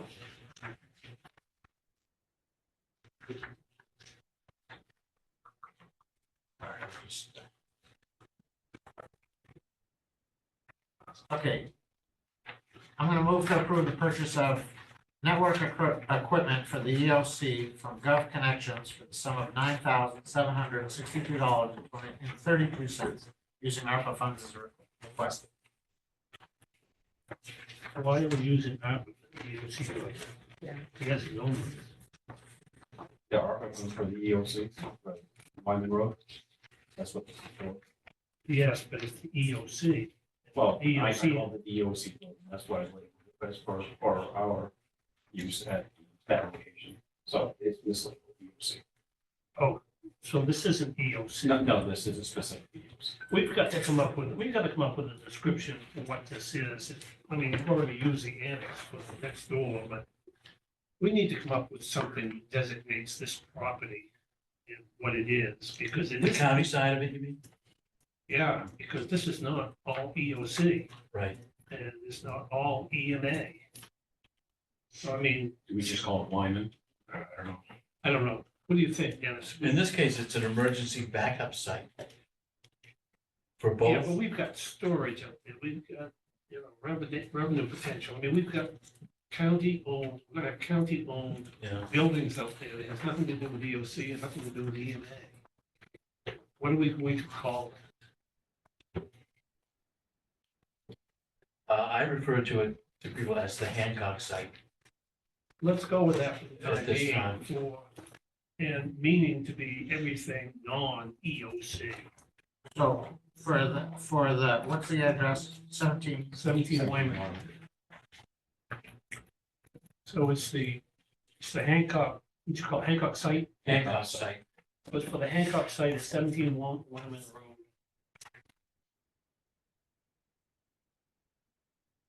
Okay, so my motion is gonna be this. Move to approve the purchase of network equipment for the 17 Wyman Road Hancock site from Gov Connections for the sum of $9,762.32 using ARPA funds as requested. Second the motion. All those in favor? Aye. And the second agenda item is the Microsoft licenses for the servers that we purchased for this location in the Hancock site. Where we'll be putting new servers and new backup servers. These are all the licenses for that server to work. And it's a renewal from our old system to the new one, so And that takes us out to the life of the server. that takes us out 3 years. The hardware goes 5, but the software will only go 3. That's at max. That's it. Here's the financial page for that.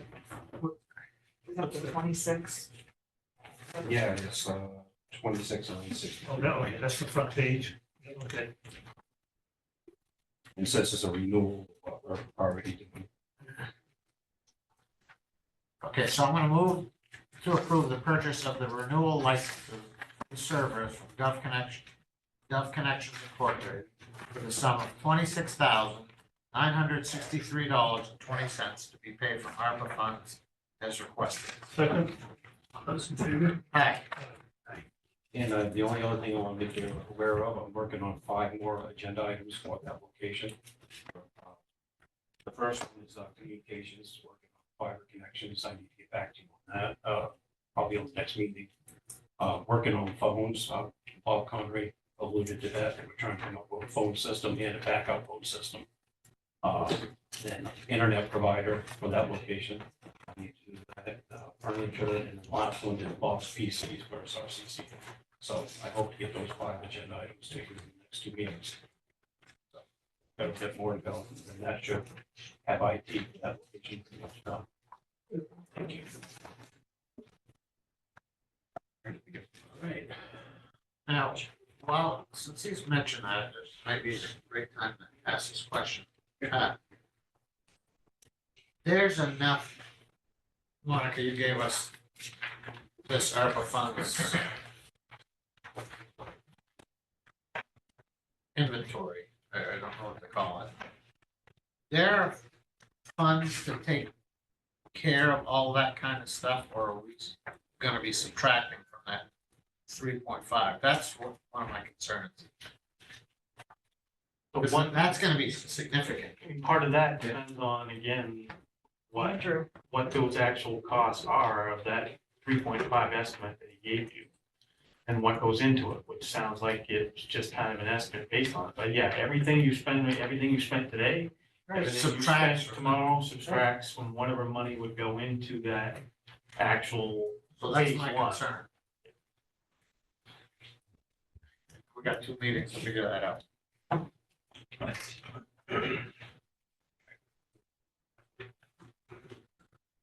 All right, we have a resignation. Hold on, I'm sorry. Move to accept the resignation of Dina Gilbert effective November 13th, 2024, and thank her for her service to Hancock County and wish her the best of luck. Second, All those in favor? Aye. aye. Aye. All right. Paid family medical leave program. So this is an extension of the last meeting. We talked with, oh, goodness. I'm like blanking right now. Katie Benefits, sorry. Representative from Katie Benefits and gave you his response to the state site.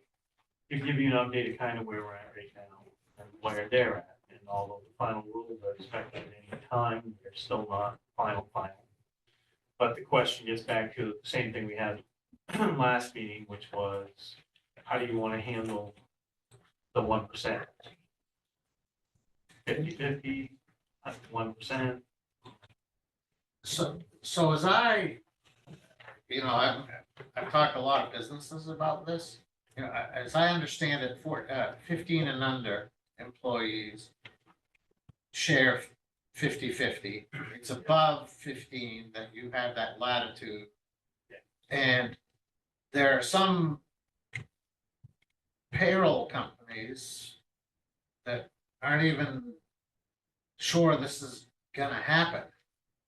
So, and from what I understand, this isn't really, well, you said it, final rulemaking is not done. No, but unfortunately, our budget's gonna be. Yeah, oh, I understand why we're doing So it. that's, yeah. Same thing with whether it happens or not. I mean, we have to go based on what we have right now. I think we should just do the county paying the 1%. Well, Because of the contracts, Well, you don't have any choice over the 1% payment. well, What the choice is whether or not you want to assess to the employees. well, No, but, and I would say that for 25, because we have some departments that you will not be assessing the 1% to because they're under the collective bargaining agreement, that we have maybe up to a third that won't be assessed. And because nobody can access the benefits in 25, you can't have access until 26. And because it helps us with establishing the golden rule, if you will, on what it's going to be, I would like to suggest that we start paying the 1% as we're supposed to in 25. We don't take anything from the employees in 25. In 26, we'll still have one department that's still under a collective bargaining agreement, but we take 1/4 of 1% out of the remaining. And then in 27, we'll be able to take 1/2 out of everybody. So it would be 0 in 25, 1/4 of 1% in 26, and 1/2 of 1% in 27. That helps us too, as we're negotiating contracts, that we now have a policy in place that we can rest on as this is the reason we want this in the contract, because this is the policy. well, so here's where I think it should be. Here's an argument for splitting it 50/50.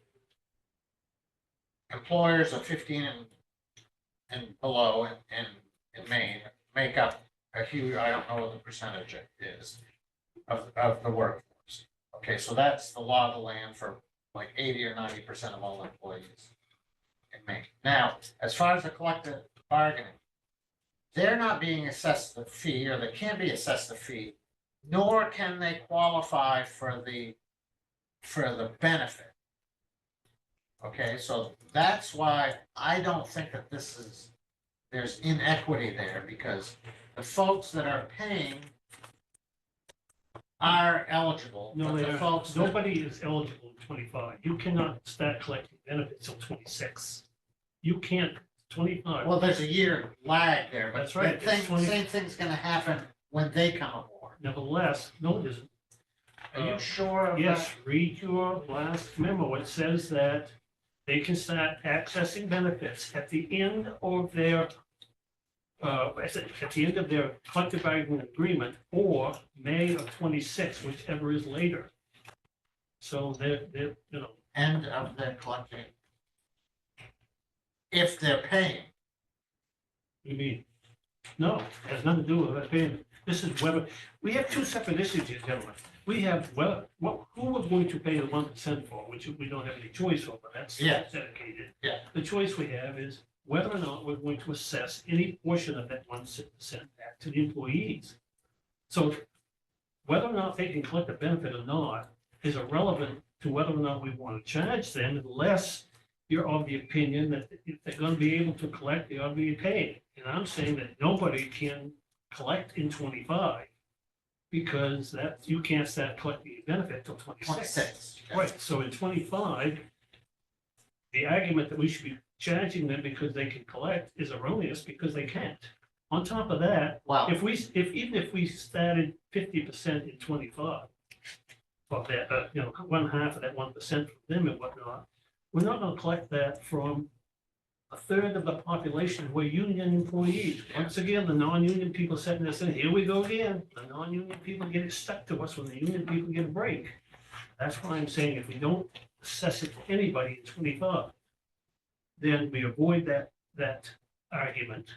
Because in 26, the only people left that won't be assessed in RCC with less than a dozen employees or whatever, at least it's not that 1/3 of the employees.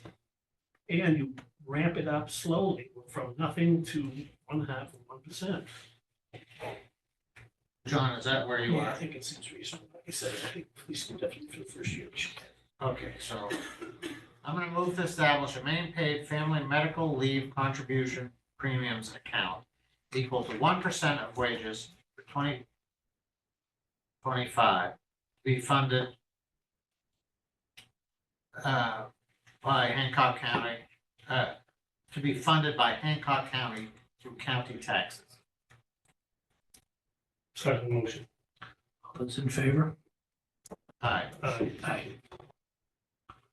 All right, so that's our first.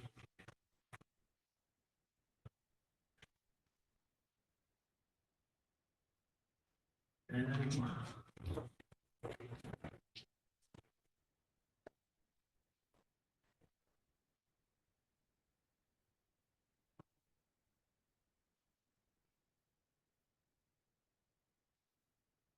doing a budget review right now.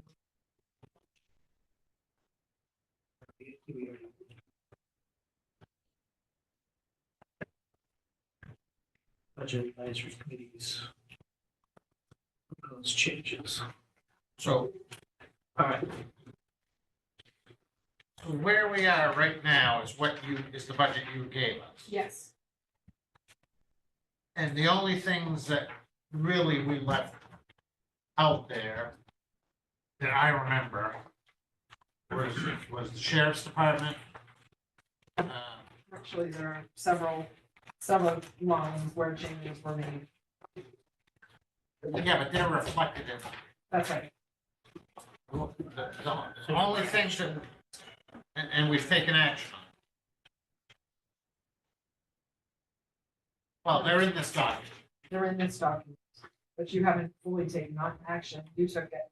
You took action last week on making changes to what the VAC That's what I mean. suggested. Yes. So now those changes are reflected in the 4 commissioners review document.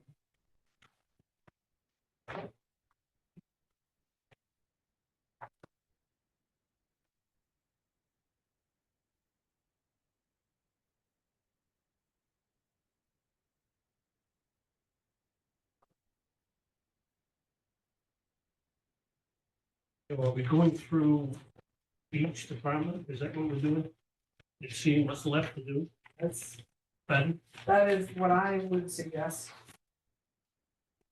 I don't know what Michael, I mean, we made the changes you had. One of the big questions you had was on the sheriff's department 10 deputies, which we put in as just one. Instead of two, because you wasn't in agreement at that point, just to see what it looked like. So I know Yes, that that's was what one. we discussed. Yeah, discussed it. Yeah. Other than that, I believe We've we discussed made them. every other change that you Yeah. voted on last meeting, and then there were some that were made, but action wasn't taken on because you didn't get a second or whatever, or a majority weren't gonna vote for it one way or the other. So in this right now, it's, to me, we've done all the departments. The only question was that we left out there was we couldn't settle on the sheriff, on, the number of deputies. And what's in here now is one deputy, yes, Starting January 1st. yes, starting January 1st. Although technically, what's in there now, because we haven't taken action, is two deputies. But these numbers reflect one. Yeah, we haven't taken the action yet, but yes, the four reviewed is with one deputy starting January 1st. And the sheriff's department proposal was for, two. well, no, that was BAC proposal. The sheriff's proposal that was made at the last meeting was for one deputy January 1st, and the second one, July 30th. July, Or first, sorry, July July 1st. 1st. That number is not reflected.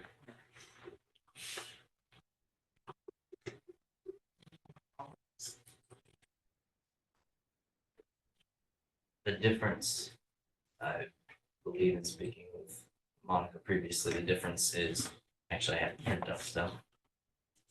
$48,948.08. That's the cost for the deputy for 6 months of the year.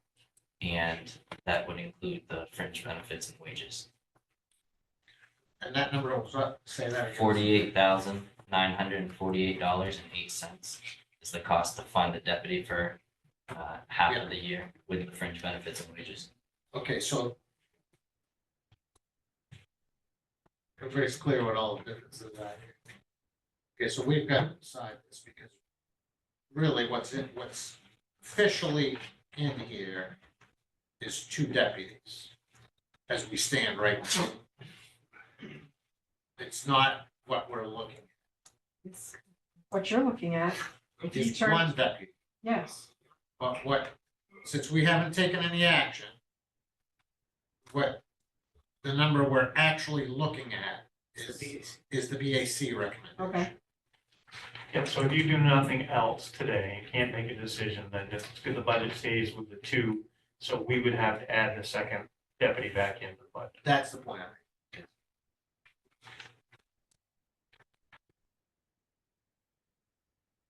So, but there are other changes as well.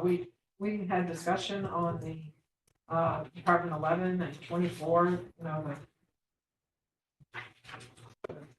yes, but we actually took action on those. Thought you would vote on those. you took action on what the BAC had said. Yes, But then you made recommended changes. yes, and we took action on those changes. So the minutes would reflect pretty much, if you pull your minutes up, has a list of all the different changes and motions that were made at the last meeting.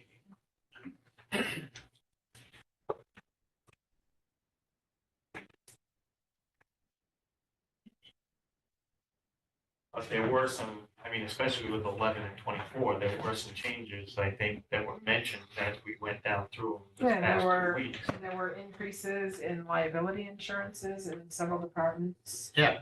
Since we met, well, not since you met, you did approve those items at the last We meeting. knew that last meeting. Yeah. So, I guess I should be asking the question this way, Monica. The only difference, as we sit here right now, is that your numbers have one deputy. And we haven't settled on the number of deputies. That's All the other stuff we have settled. Is in my,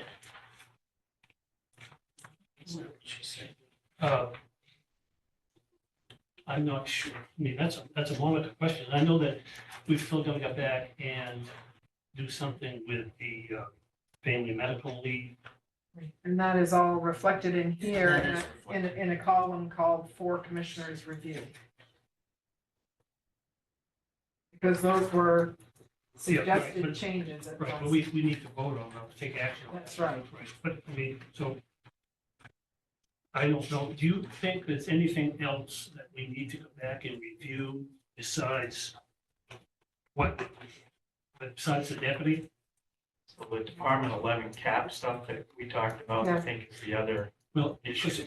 if, yeah, anytime we change the expenditure, we change that cap, so. But there was a question about, maybe just want to tell the question, Monica, and then.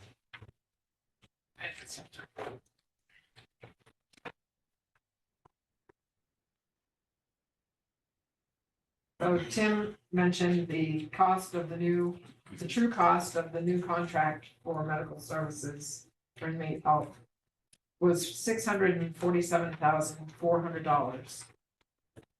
And then he suggested that we may be able to utilize a transfer of funds from the national opioids to help to offset that cost. Well, that doesn't reduce the cost of the contract, that reduces that's the a cap. tax rate. the Yeah. cap. So I reflected that reduction in the cap in Department 11. And added a revenue Revenue transfer of $130,000, which, I mean, there's quite a bit of funds there, so. It's not, you know, just bookkeeping. Yes, that's right, but it did change the cap amount from what you had suggested last week to what I currently have in here showing. So, I don't need to be argumentative, but I'm just trying to figure out a path forward. Seems to me like what we need to do is settle the deputy thing.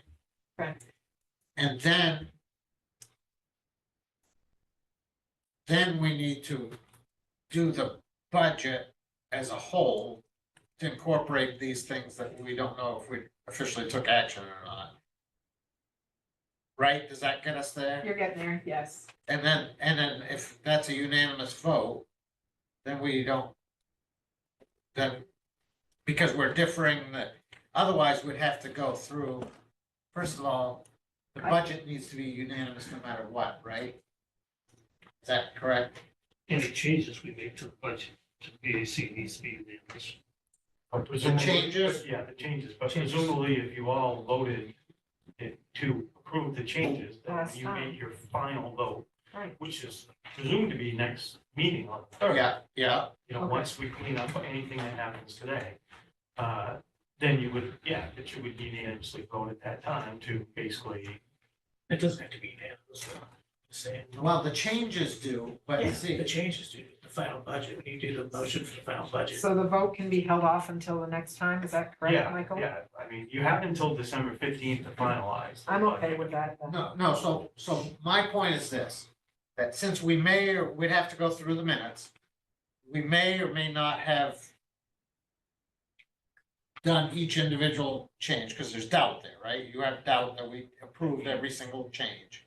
You made suggested changes and I'm representing them here in the, That's right, so we never officially took votes on it. Well, you took official votes on a bunch of these things. So- Okay, so you're confident, Well, I mean, if you go by the minutes, every single one of those things that you specifically mentioned and voted on are included in what you put in. yeah, but Monica just said there are some things that, Well, there'll be some other things, obviously, even when you make the adjustments on the payroll, that trickles down the other stuff, just like you know. So I mean, at the end of the day, hopefully you'll come up with a final vote that will be unanimous.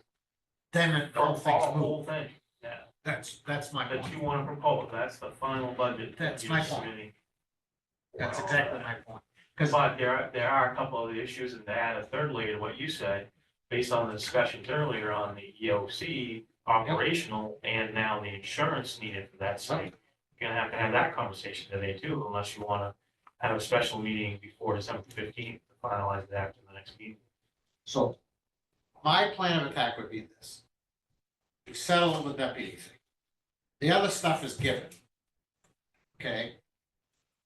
And if we have a unanimous vote, if all that is prepared for the next meeting, which it sounds like it can be, and we have a unanimous vote on the budget, the whole thing is moot. We don't have to take individual votes on all those changes. I agree with John. We have already voted on what those are. They were unanimous, agreed upon changes. Okay, if you're And those- comfortable with that. And I am, and it's basically, once we have made those unanimous changes, that now establishes the budget as a formality, we'll approve it. Right, John? Yeah, I mean, Whether it's I don't know of anything other than this That's what I sheriff, don't know. the sheriff's thing that hasn't really gotten voted on. I did add an additional line in Department 20 because you wanted an estimate on what the 1% PFMLA would look like. But we need more than an estimate. We need that as a budget figure. That's what I did. I added it Right, in. that's what I'm saying. In So department. we need to take action on that. Well, didn't we just take action on that? No, we haven't done, no, that's, as part of the budget, this is a new item for us. We haven't had it before us yet. No, but But I mean, we took action, we just voted. You took action to establish it, but you Yeah. didn't take action to raising the budget, because you didn't have an actual budget discussion about the amount, that's why I called. All right, so let's settle the deputy thing. Yep. And once again, I'm going to renew my argument that there should be no new deputies. I submitted 2 pages of reasons why. And quite honestly, gentlemen, it may take 3 votes to change the BAC's recommendation for 2 deputies. But in 2025, it only takes 2 votes to approve the hiring of those deputies. And I gotta tell you, gentlemen, I have it on good authority that majority of this commission next year may not be in favor of hiring 2 deputies. And if you raise this 2 deputies in the budget today, and you don't spend it in 25, you're gonna raise a couple $100,000 from taxpayer money that is not needed. And there is still a number of openings that are gonna have to be filled in the sheriff's department. They're being created as we speak, those openings. And they'll be lucky, I think, in 25 to be able to cover the vacancies that are occurring, which less without having to buy 2 more. And I'm not going to support any new deputies in this budget. So I'm going to move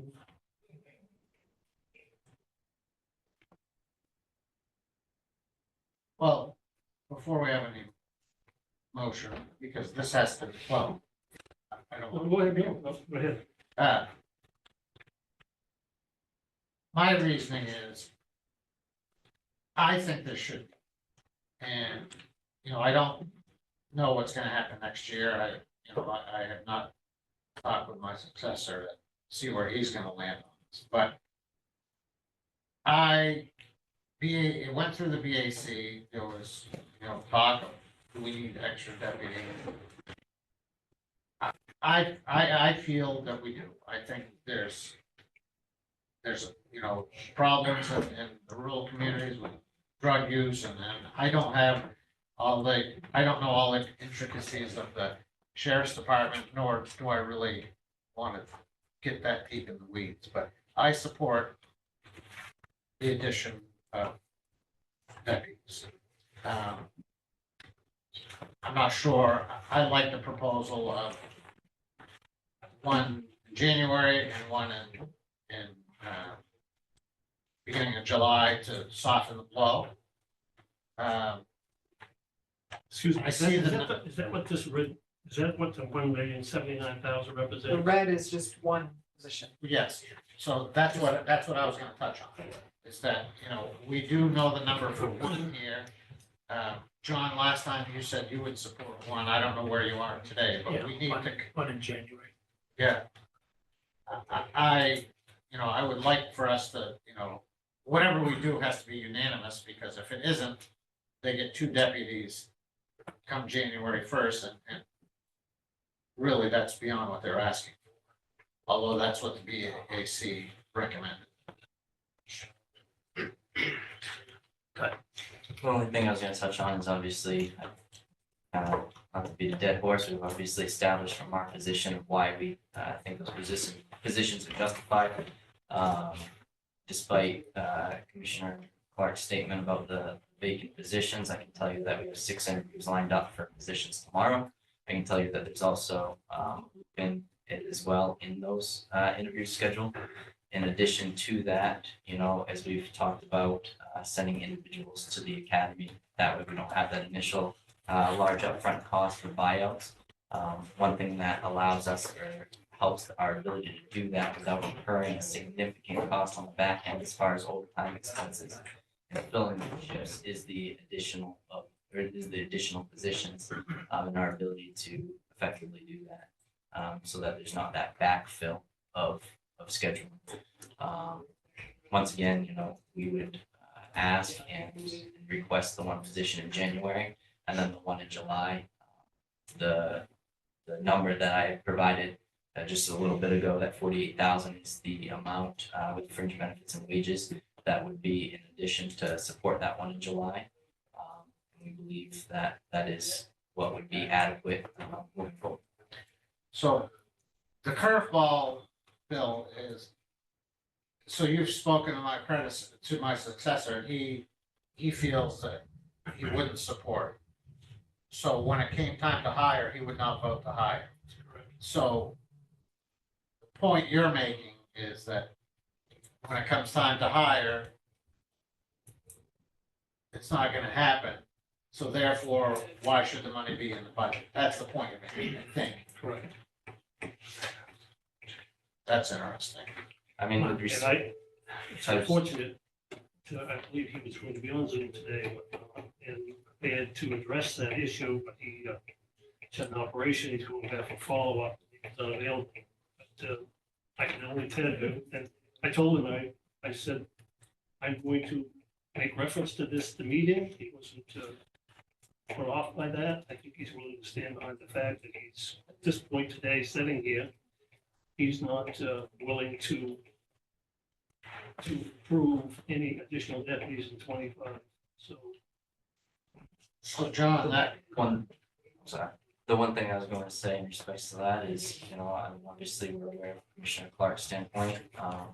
If you were to vote not to put any positions in the budget today, that obviously takes that argument away. Whereas if you were to vote to include those positions, it at least allows us a fair shake at also, making an impression on the new commissioner coming in. The one last thing that I would remind you of is that same individual on the BAC did raise his hand and approve those 2 positions. So I would remind you of that as well. So here's, which I find peculiar, maybe I should just keep my mouth shut, but the peculiar thing here is that you have somebody making a decision before he's even sitting in the seat. And second, that he voted to the contrary at the BAC, so that's kind of peculiar. But, and I'm not questioning Mr. Clark, I'm just saying that's just a funny situation to be in. Well, that's John. that's the thing with this whole system is that the people sitting here today at this table are not the people who's going to be managing this budget next year. Yeah. And for this commissioner-elect to voice his opinion on how he would react next year, and I think is responsible. In fact, well, I didn't say it was irresponsible, I just find it peculiar. If the commissioner-elect did not vote in support of it at the BAC, we would have had supermajority. listen, We if you wouldn't need want this to conversation. make that argument to him when he's sitting here, go ahead. He's not here to defend himself, and I think that's inappropriate. So John, I guess you and I have to, you know where I am. Yeah, so I would just make a motion that we hire one deputy starting January first. As reflected in this document. Yeah, as reflected. Okay, so I'll second that. All right, any other discussion? So, yes, so what happens here is if we go with this number,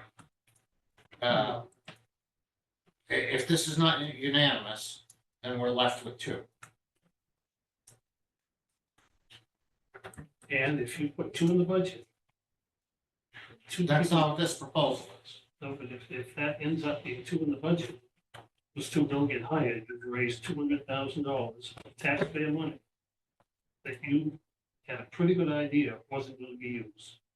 So if you want to go into 25, Oh, it's easy for you to do, Paul, you won't be here, but John, you will be here. And when it comes to the point of where there wasn't, in fact, support for hiring any new deputies, you're looking at a $200,000 increase. It's not like you didn't, you wasn't forewarned. well, we're hoping it's gonna be unanimous, so that, I'm telling you right now, I'm not gonna vote for any new deputies. If that ends up being two deputies in the budget, so be it, because All right. All those in favor? I'm opposed. Opposed? All right. You got it. so this number is gonna change by 48,948. If I'm correct, I don't believe it would, because the BAC It'll be voted two more in than January. No. What I'm It'd be saying, twice that, because that 48,000 was for a position to start July 1. oh, This you're is right, two, Jim. yeah, good point, thank you. I missed that. All right. So what other action do we have to review on this one? Well, I'd like to talk now about your family medical leave 1%, Monica. Right now, you've listed that as what, that's 77,000. $77,099. And I, That will go up, correct, based on what just happened, though. So there will be changes in what you got in the budget now, because we gotta plug everything back in. It will Not a lot, change but. a little bit. Oh, no, it is a lot, it's a Does lot. the, but what I've calculated this on is the total payroll for all departments. what's the rest of it? Tell me what your figure is again. The 1%. I can't recall the rest of the budget. 77.99 is what's in there in red. And the one- 77, well, and I'm just having difficulty understanding how it could be that high. Do we Total. have, 100% total payroll is 7,709,855. but we don't have to pay for individuals under a collective bargaining agreement for 25. That's right, that's why. There's 25, something like 25 in the sheriff's department, there's another, I don't know, 10 dozen, whatever there is in RCC, so there's, Right, that's why I wanted to have this discussion so we could clarify that. I would too, and I think what I'd like to do is take a few minutes, Monica, go down through the budget, identify who we're going to be paying for. Now, it sounds like that's a lengthy process, but I really don't think so, and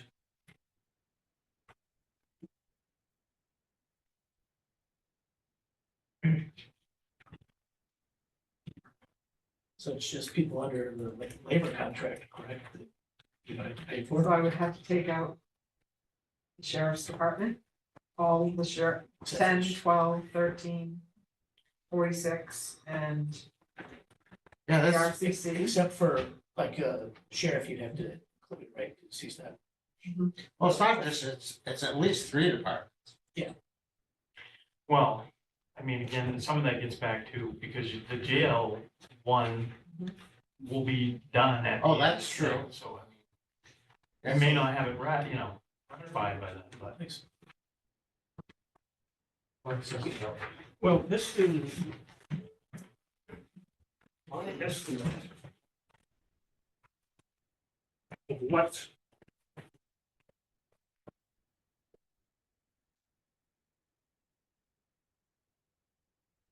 what I have identified that we should be paying 1% on.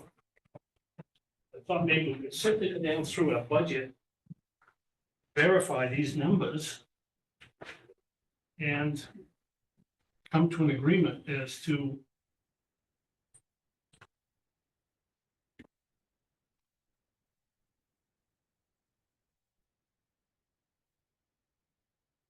I could probably iron this out, but I think you're in the ballpark.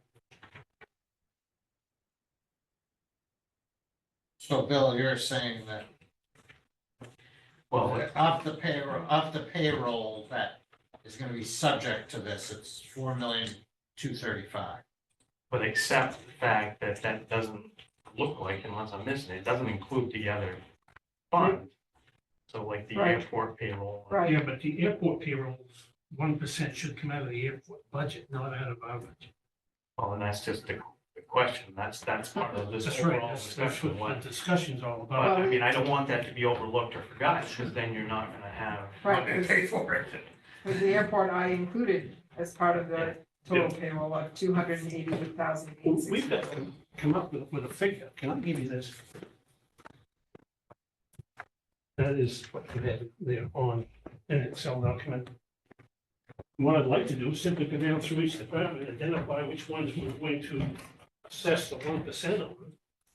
And Well, come up with this number and then agree on it today. well, see, we don't have a choice over who we assess the, Yes, we do. We don't have a choice, but we do have to identify, and not everybody in the payroll, in our Is wage subject to line is subject to it.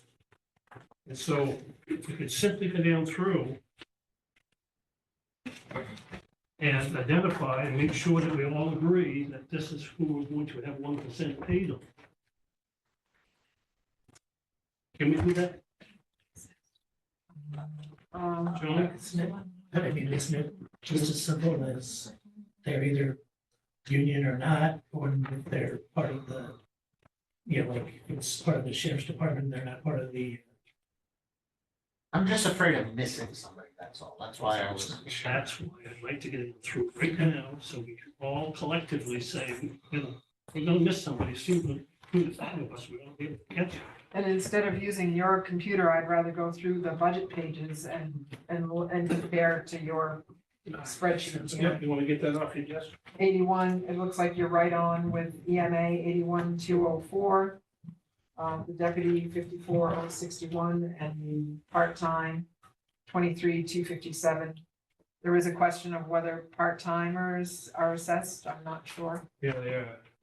Part-time and seasonal are eligible for benefits. I don't know how the hell you get benefits for part-time and seasonal, but right in that sheet you sent us, Michael, it's right in, it says part-time and seasonal, so you have to take 1% of part-time and seasonal, that we get the benefits, so. Okay.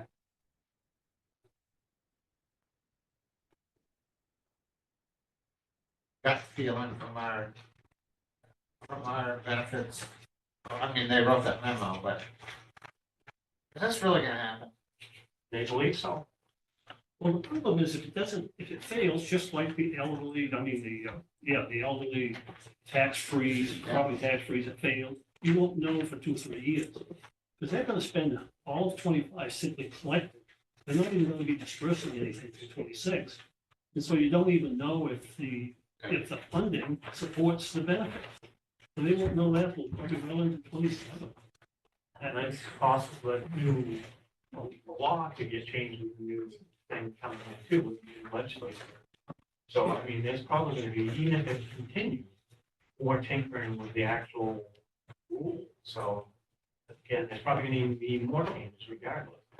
I don't foresee that the state's gonna cover the entire cost of it, still get cost back to us. If the program stays like that. We continue on. I'm making my way right through, because I think you're on the right track, as long as we agree with what we leave out is the. Why would Where are you, the John? district attorney? Yep. guess I don't understand the comp buyout. Well, comp buyout is actually wages. You have to, It's list that as It's earnings. Yep. earned wages, so. I'm already at the RCC.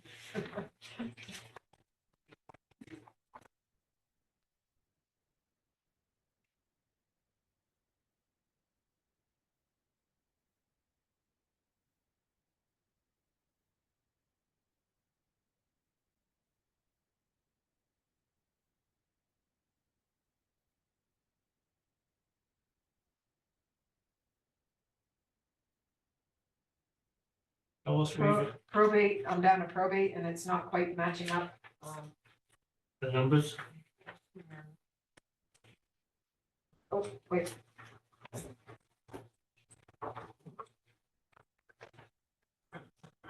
Back to the process. Into- So you left out the 9.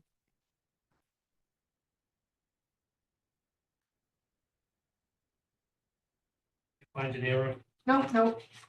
I'm back on the RCC, because you're considering the manager, the admin assistant, and part-time, yep. Okay. So you took out the regular, the ship supervisor, and the overtime, is that James? Okay, so probate.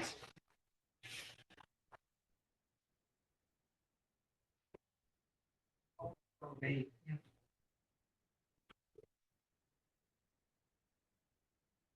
All of deeds.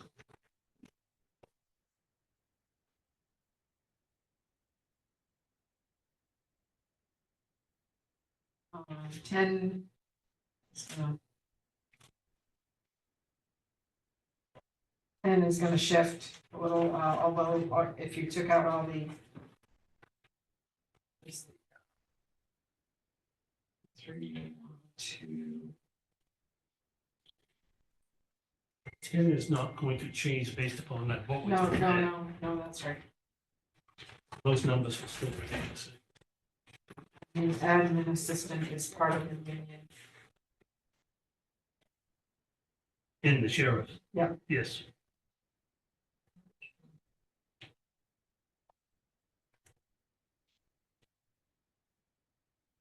Part-time dollar amount is 8,000, not 5,000. In the sheriff's department. The sheriff's department.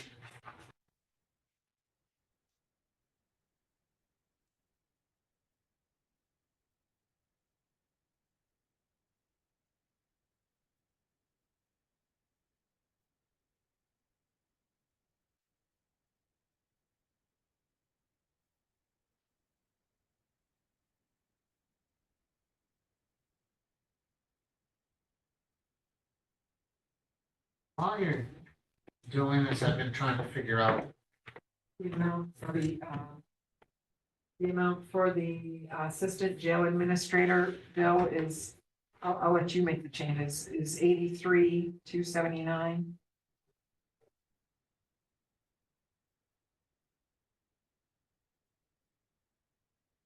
As that was corrected at that amount was corrected at the last meeting.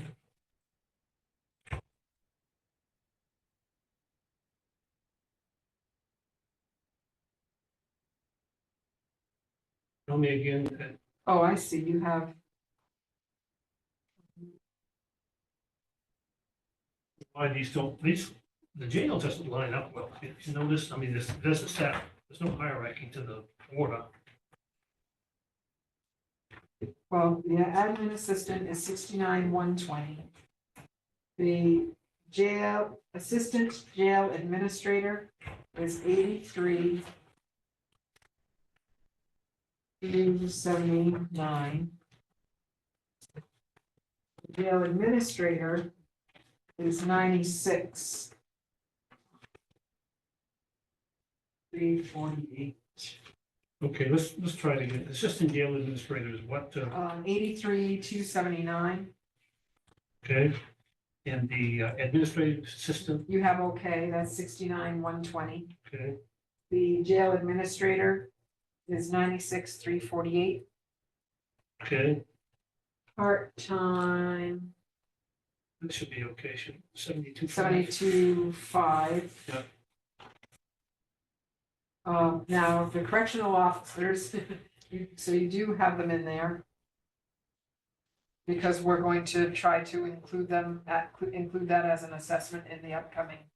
Yes, because we're gonna have a contract in 25. so Okay, And as I read it, we have to, right? Do what? That, we have to have that. we're obliged. We're obliged. Yes. Right, because even if we don't have a contract, it's that you start paying at the expiration of the existing contract, which is what, December or September? 31st. Yeah, so we're gonna have to, the issue here, Monica, is that what number do we plug in? Well, I think the best you can do is the 109,4,958. That, Which is what's in the budget. You have that, right? that shows an increase, right? Right, Yeah, okay, that's in there. and the cooks are okay, 107. The programs guy is, that's okay. Overtime is 175 and comp buyout is 60. You're good there.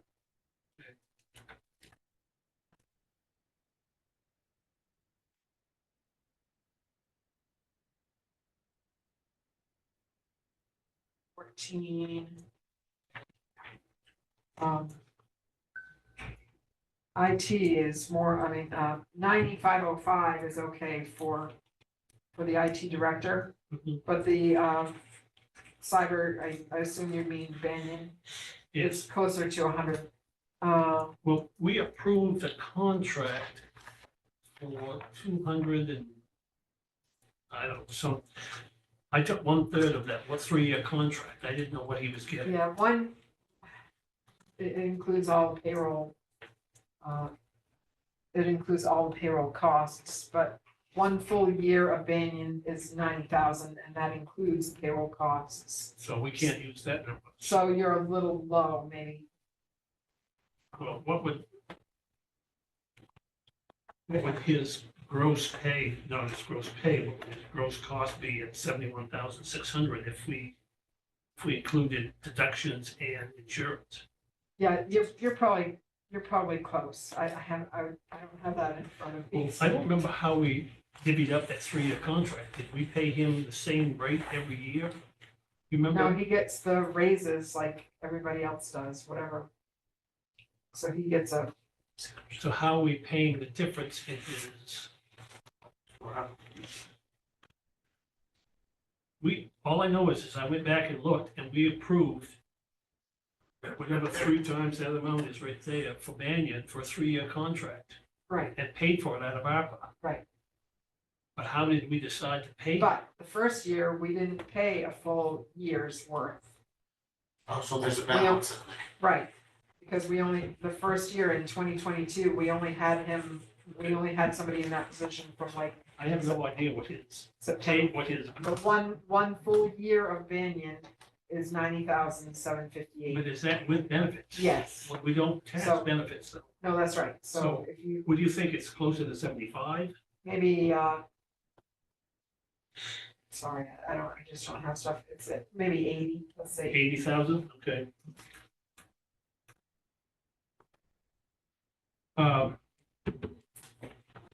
And then, Geez, we gotta stop and think about this for a minute. I'm sorry, something else? There's nobody else that I identified. well, we don't have the animal control officer, which is part-time. Oh, that's right. 28,392.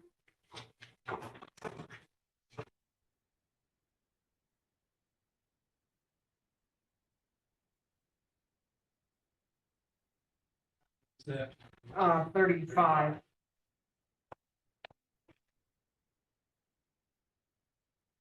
What's his annual? 28,392.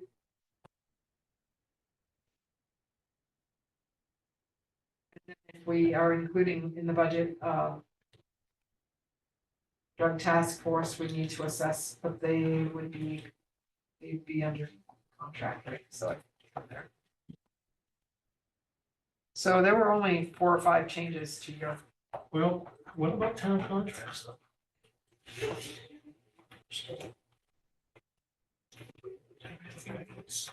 Well, this is a payroll, you're saying, could we assess them to the temp contract? Yeah, but are there warm bodies in that personal services that we're gonna be assessing? In other words,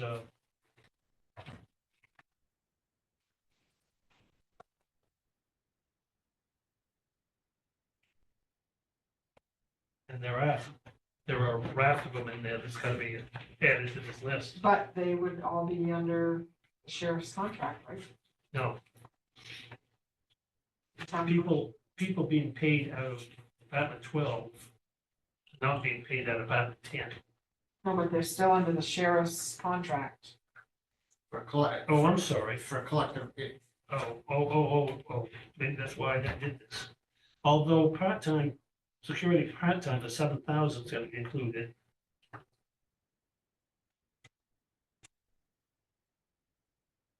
I think that's the only thing, Monica, would be these, airport part-time.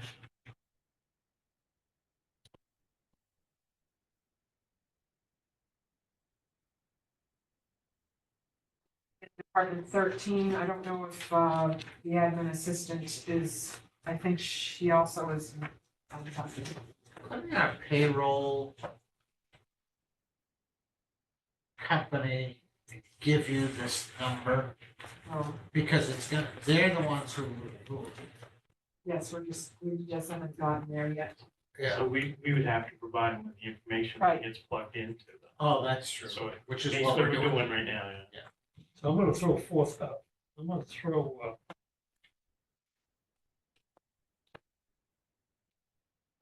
part-time wages in there, combination of airport and, town contract over $12,000, Monica. Okay, Where are you making that change, Bill? In town contract, Department 12, with those deputies listed there under contract, so we don't have to list them, but we do have to list the part-time. Oh, because they're not covered by a collective bargaining. Wait a minute, that's overtime. That's town contract overtime, no, just, I'm gonna only add part-time, 7,000, Monica. okay.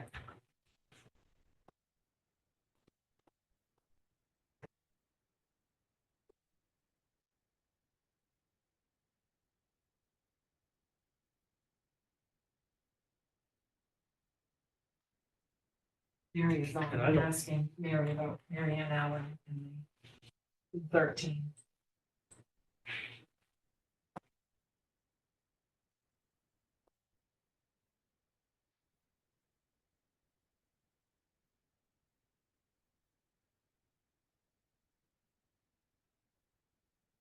Oh, yeah, she is, because her increase follows with the contract, okay.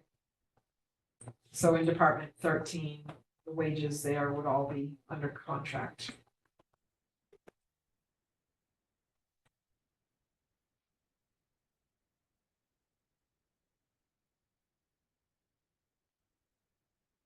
Would be under the union contract? Yes,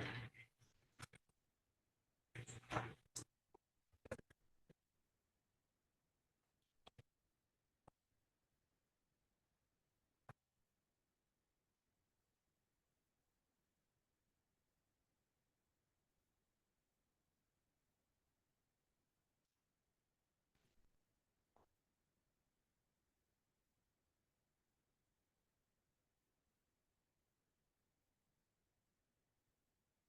Printed and updated.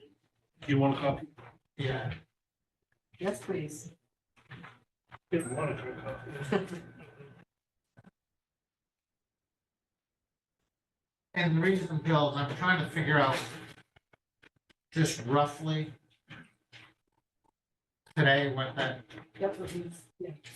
what that percentage number is. Yeah, well, I'm going all through this because I want this to be the number. I don't want it to be a rough number. I want us to vote on this today. I want it to be us, we've got everything covered. Well, I understand the reason for voting, so it's kind of moot because we don't have a choice. But we need to plug in. Yeah.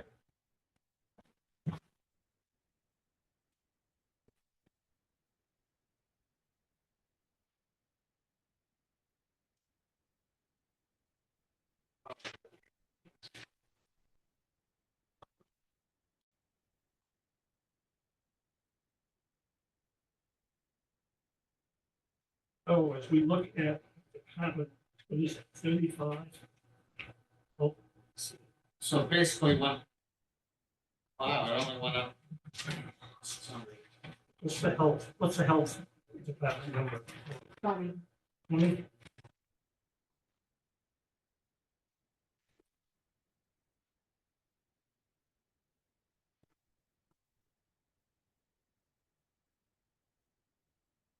So, and you haven't signed the number to that yet, have you? I haven't, I called it PFMLA 1%. I haven't. Probably gonna end up being 05325, probably, huh? Something like that, yes. Anyways, Paul, a motion is in order to approve Departments 20, line 05325, PFMLA, 1% contribution.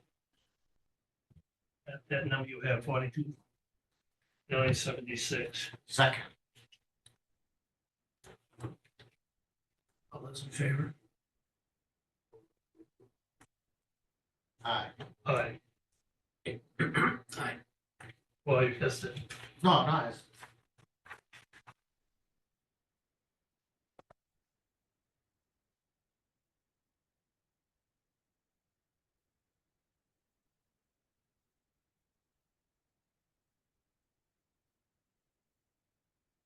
So that changes the Bottom line. the bottom line, and that was unanimous, so.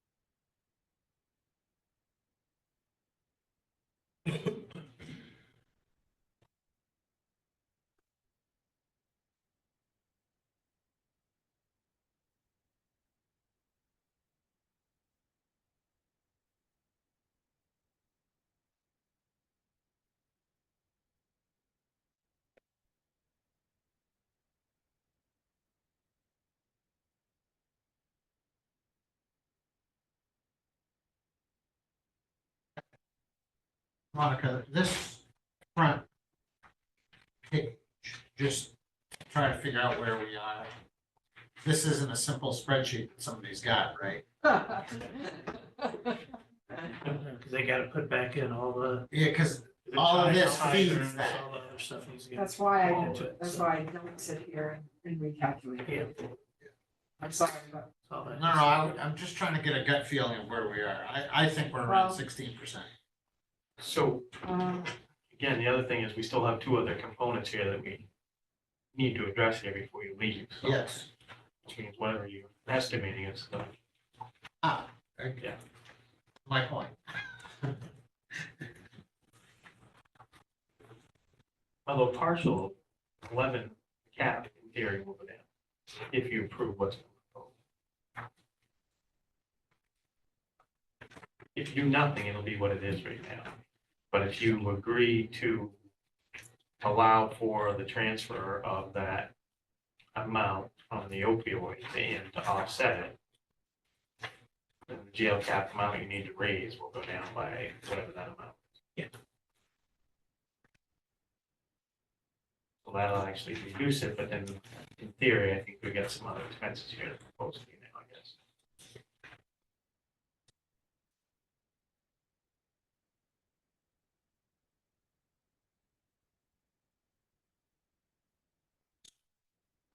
Oh, yeah. So, Where is it? Yeah, that was 11. it's about 11, 24. Yeah. So I think a motion is in order. Go to Department 24.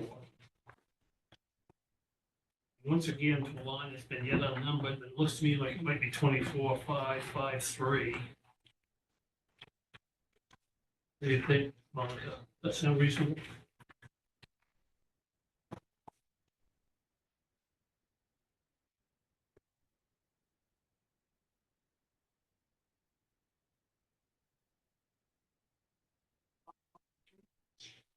Yeah, 551, 552, this is, it's just looking for sequential. I'm sorry, I'm not sure what you're looking at right now. Revenue portion, the revenue portion of Department 24. Yeah. You have in here a new line, transfer from national opioids. But there's no number in front of I'm it. just suggesting that, we don't have a number, what's your number? 130,000? No. Account number. Account number. Oh, Okay. sorry. I'd have to, Oh, it's not. No. In other words, so motion's in order to approve $130,000 addition to the revenue portion of Department 24 from transfer from the opioids fund. Second. All those in favor? Aye. Aye. So what does that do to, well, it doesn't have to be computed. Oh, That'll change that the tax reduces. cap, right? yes, which is showing on, reflected on 11. So, Say that again. That was reflected in the 13.96% already, right? Yes. Yeah. so I go to Department 11. Expenditures, that line 60-900 jail cap. Would that number be 2,475,410? So you're just reducing it by that. But that's what this number does, right? Right. By the 130 we just approved. Second. Those in favor? Aye. Aye. So all you did was move it in, take it out of expenses because of that. But now we gotta go back to Department 24 revenues. Line 24-515 county tax cap. I'm gonna move that we change that number to $2,475,410. By discussion, that just matches what we just did previously on the cap. So we want this number to match the cap. In other words, yeah. Second. All those in favor? Aye. Aye. That's what you effectively did. We just voted on it. Yeah. That's all we have to do with the tax cap and Department 24, right? So, I believe so. So, yes.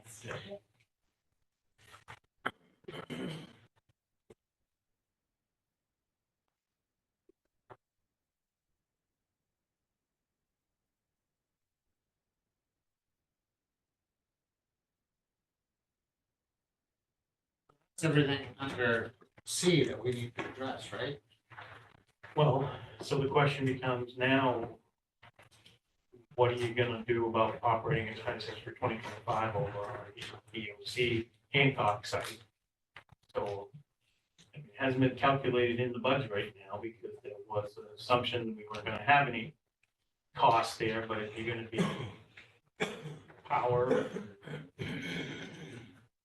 all that stuff, water, all the other stuff that goes with it, that's one. So whatever figure that you come up with for that, where you're gonna charge it to.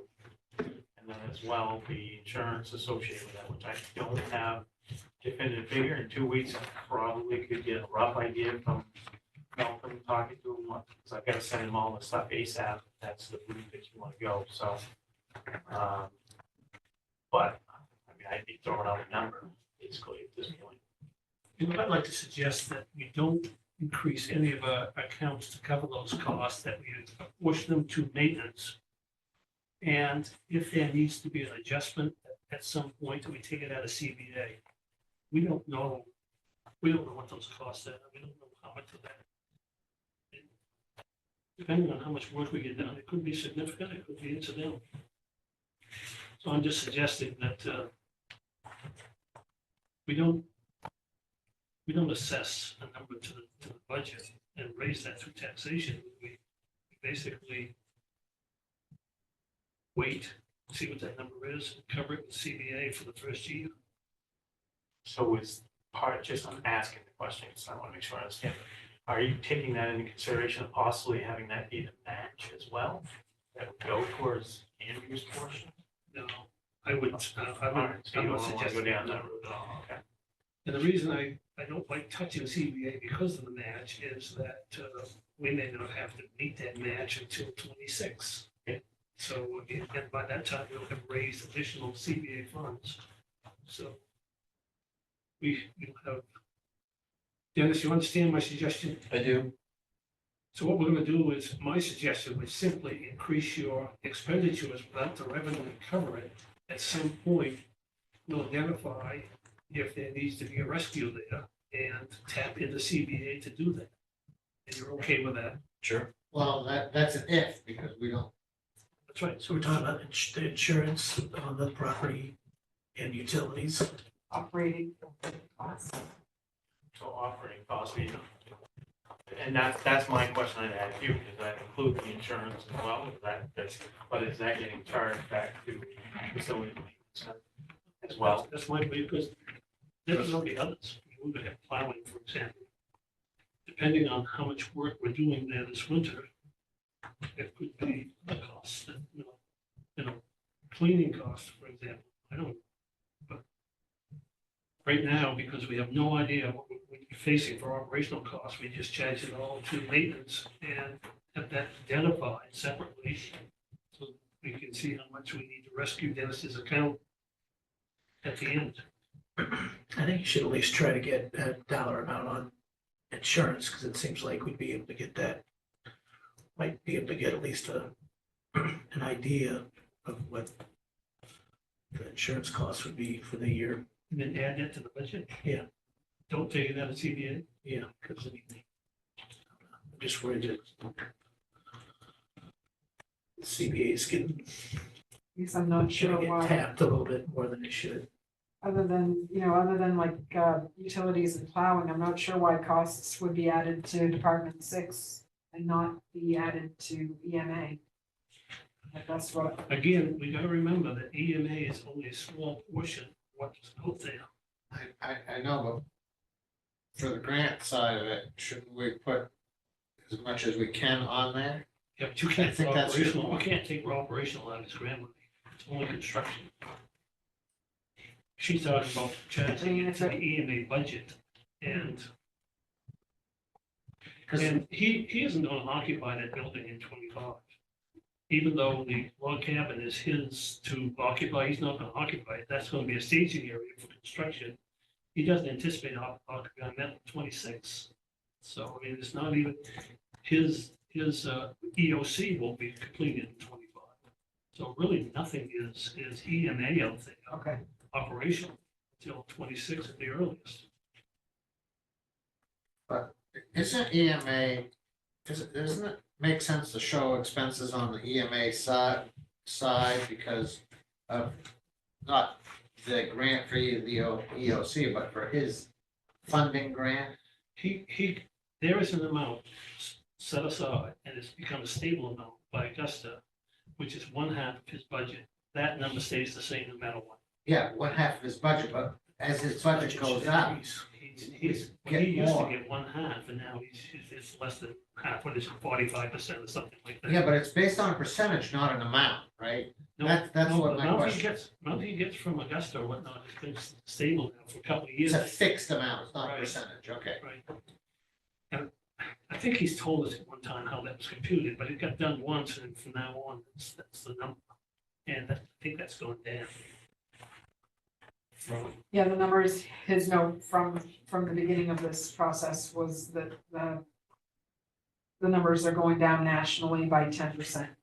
That was his original. That's, he's talking about the amount he's gonna get from Augusta. It's a federal grant from the state. John's suggesting that at least the insurance go into the 25 budget, Paul. And his worry is that we might be tapping into CBA, but I think we've been very, very cautious about tapping into CBA for the last year, haven't we? We haven't tapped that for just about anything except our nonprofits. And again, we'll be getting a check for CBA. If we haven't already for 24, we'll be getting the check and we'll be getting another one for 25, so. So you don't have that worry. You don't have John's worry. We always work. I'm asking Monica if she shares John's worry that we're. Overtaxing CBA. that is not. Would you think, I mean, we need to set aside $500,000 at a CBA to cover 25% of the EOC bill, okay? That's always been a priority. So we need to make sure that that's there. And that's what I'm saying is that are we jeopardizing our 500,000 by tapping into it for expenditures to cover operations for 25? I think we'd have to see what the insurance amount's gonna look like and. Off the top of my head, I don't anticipate it's gonna be a tremendous amount. I mean, personally, yes, but I mean, in terms of when you're looking at this big budget, county budget wide, but I mean, I doubt it. But I mean, 10,000, 20,000? I mean, that would be the ballpark. I can't imagine we'd go more than that, but Well, just from my experience, it's at least 15, it's probably. Phil, we don't need to make that decision today. As far as the insurance, why don't you find out when it is, come back next, when we finalize the budget, give us two options. That's in the budget and that's not in the budget. Right, John? Yep. I just figure if this budget's gonna be painful no matter what, like, we put off like the next year, we're gonna have like all these other things, we're like, okay, well, now we really need to make sure we add in the utilities and plowing and everything else for that site, and so the budget's gonna be increased, like, oh, I thought we were gonna really like have a nice slim budget for the next year, so nobody's gonna get any freaking copiers. So you like one shot. 6% increases on people's pay. But the flip side of that, John, is that I just hate raising money that went up in the spend. And if we raise, hypothetically, we thought we were going to need 5,000 for plowing, we don't plow anything. Jordan does it himself. Then we spent 5,000, we didn't, we hit the taxpayer up, money they didn't have to pay. I don't know, I'm just trying to split that hair. All right, let's just wait. Let's see what the dollar amount is. Get an idea. If we don't have a number. If we can't, we just want to include it.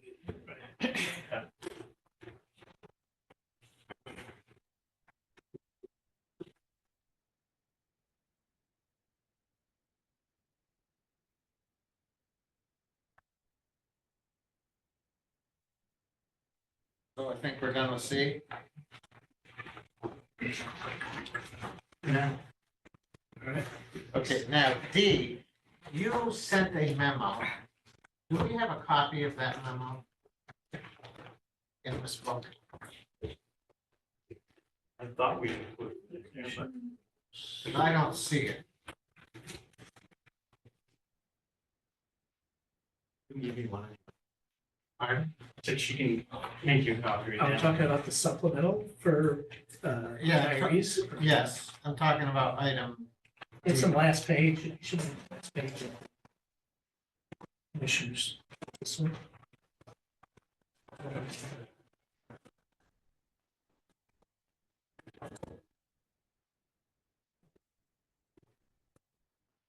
So when I look at this. Yes, it's there. So when I look at this, I think we should have it move up to $100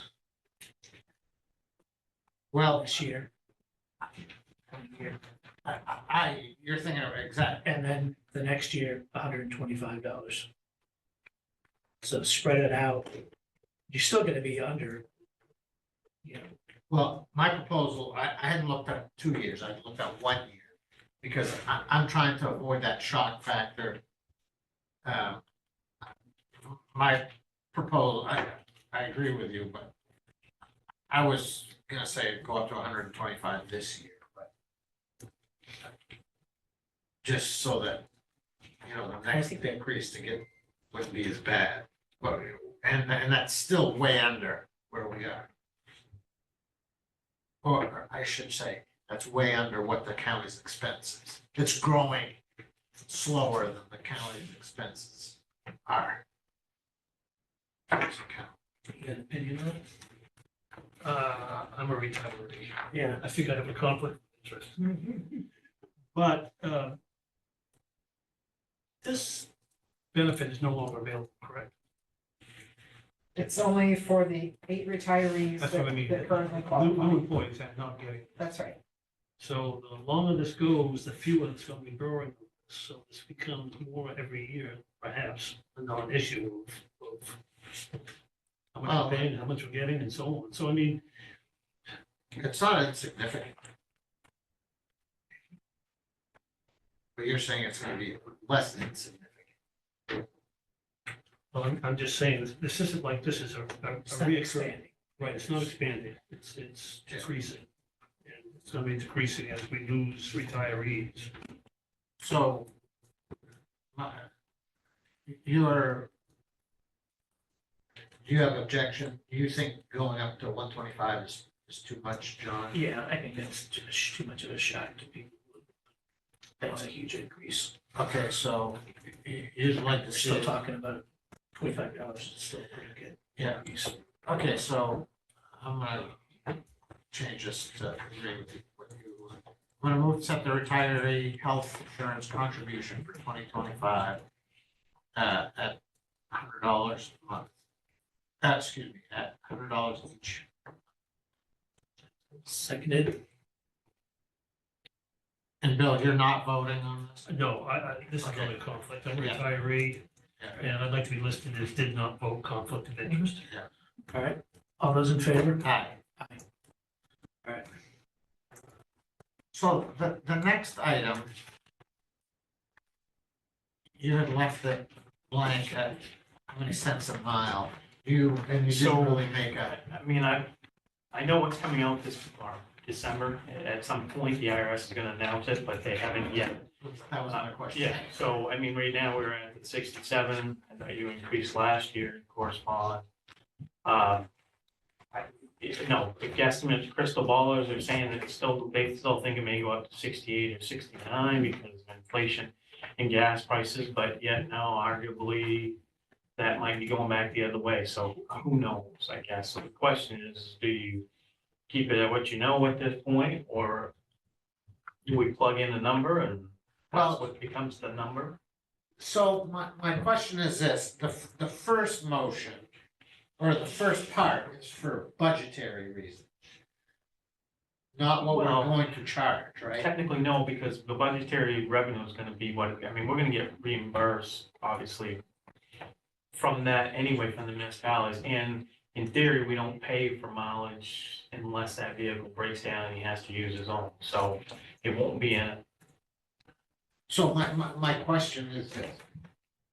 If we don't take action on this today, we take action on it, and we defer till we know that number from the IRS, because that's a published number. Are we screwing up in any way? Well, the only issue is gonna become is I can't get them out to the municipalities for their review and approval until after you make that decision, which likely won't be the third meeting, so then I'm already at close to the end of December, so you're gonna have a bunch of municipalities in Hancock County that are gonna have agreements come January 1st.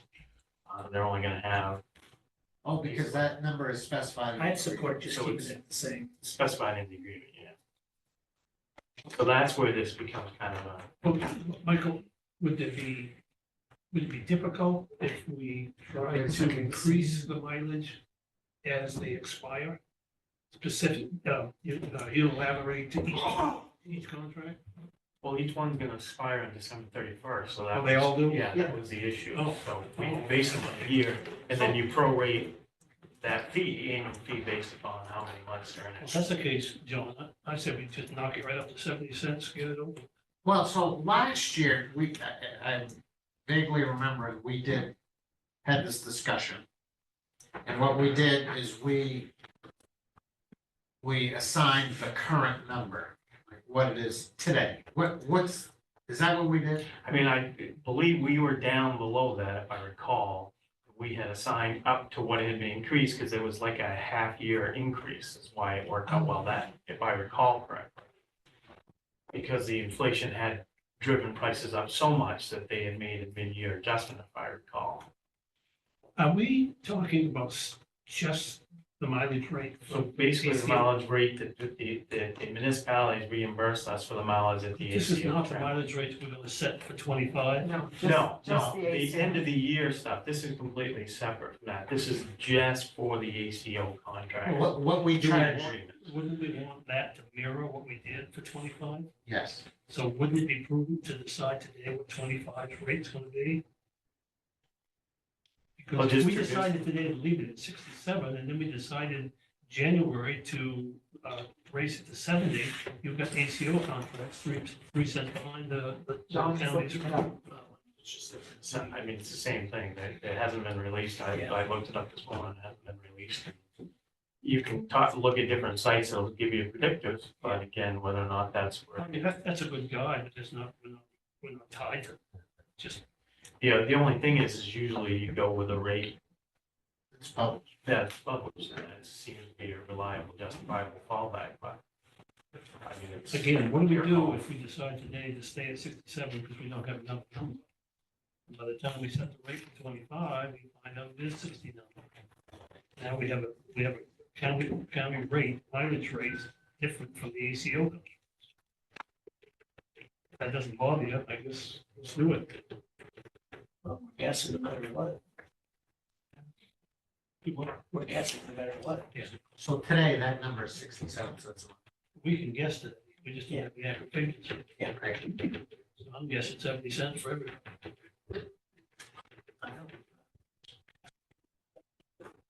All right. Geez, we're talking pennies. I know. Pennies. The only 76, people like paying I see mileage to is you it, guys. like, and I see the number. Like, and I see the Yeah, I number. do. The only people collecting mileage is you All two. right, make a motion. I move we change the mileage rate for 2025 to 70 cents a mile. Seconded. Hold on, Well, I'm doing that The specifically. overall, are you saying you, I'm saying the mileage rate for the Hancock County for all events is 70 cents a mile. And that can trickle down to how you do your contracts in. So I would suggest or argue maybe that you trickle it up, not trickle it down. Yeah, that's So my point. you make the rate, because that agenda item specifically is not on the agenda today, and you That's didn't right. modify it. So to change the rates right now without putting it on the agenda, whereas this is specifically saying ACO Okay, rate, so basically say, yeah, that's what Okay, you so intend we're to gonna do, set- match We're gonna it. set the ACO rate at 70 cents a mile. And then by discussion, we're gonna remind each other when we set the mileage rate for 2025, what we had set the ACO rate at. So, Okay, so my motion is, how about I make this? Wait, wait. Move to set the mileage rate for animal control officer services for 2025 to 70 cents per mile, period. All those in favor? Aye. when we take the session, you take it off. Sorry. So the other part of it, there still was a second section, the Yes. fees.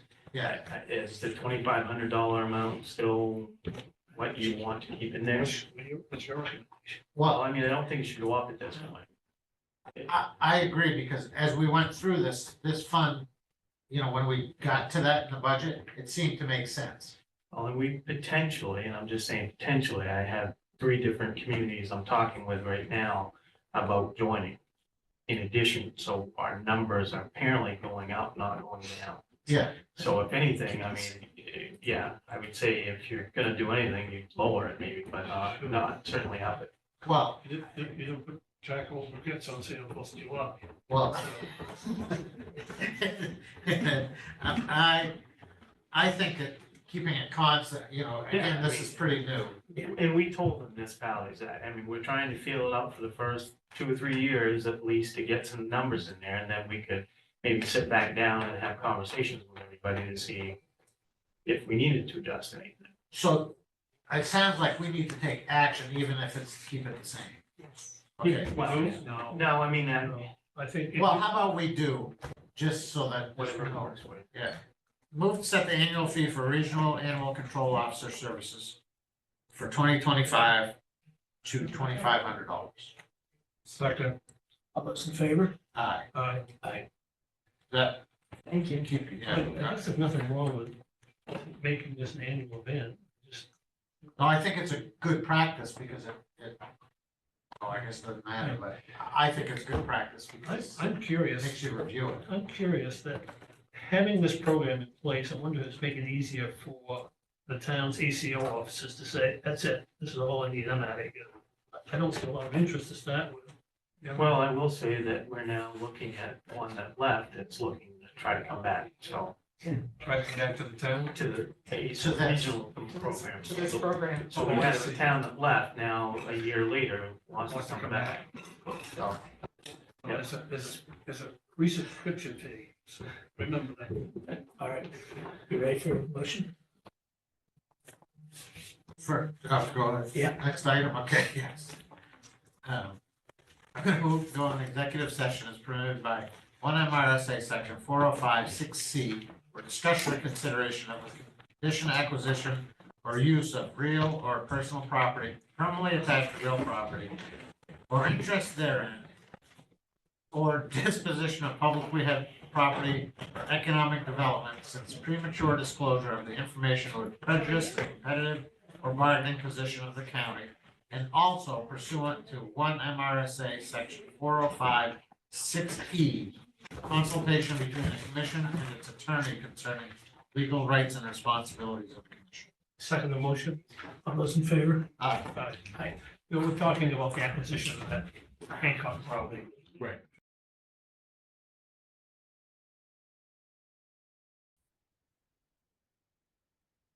All right, we're coming out of the executive session with nothing to report. Yes, so I'm gonna move to go in executive session as permitted by MRSA Title I, Section 405(6)(d) for union contract negotiation. Second motion. All those in favor? Aye.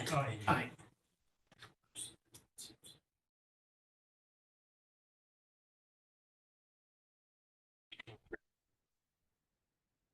All right, we're coming back out of executive session, nothing to report.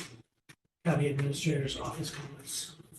So I have a couple different things here. I had been starting to get from nonprofits and other entities questions about how you're gonna do funding this year and all that, especially as the budget's winding down. Do you want me to schedule something sooner rather than later for you to discuss that, or are you going to wait until January? And I guess I'm just trying to get a sense of when you might want to have that initial meeting or two to give a rough idea of what the timing might look like for actual application. Last year, we sent out that letter. Which was earlier on, because that was the first time we had done it. that That's way. what I couldn't remember. I want to say that was like September or something. Oh, it was? or October, but it was earlier. Well, because probably we- because we were telling, Because we're we in the weren't doing, budget, yeah. we weren't doing anything with the budget. It might have actually been earlier than that. But like when we sent out, The other time, I think that was like, we were in January time period, I think, for applications, Yeah. February due date. Yeah. And I think you made the final decision in March, if I recall. Yes, that's what I remember. so I think to me, the first time we had a discussion about it would be the second meeting in January. That's what I would think.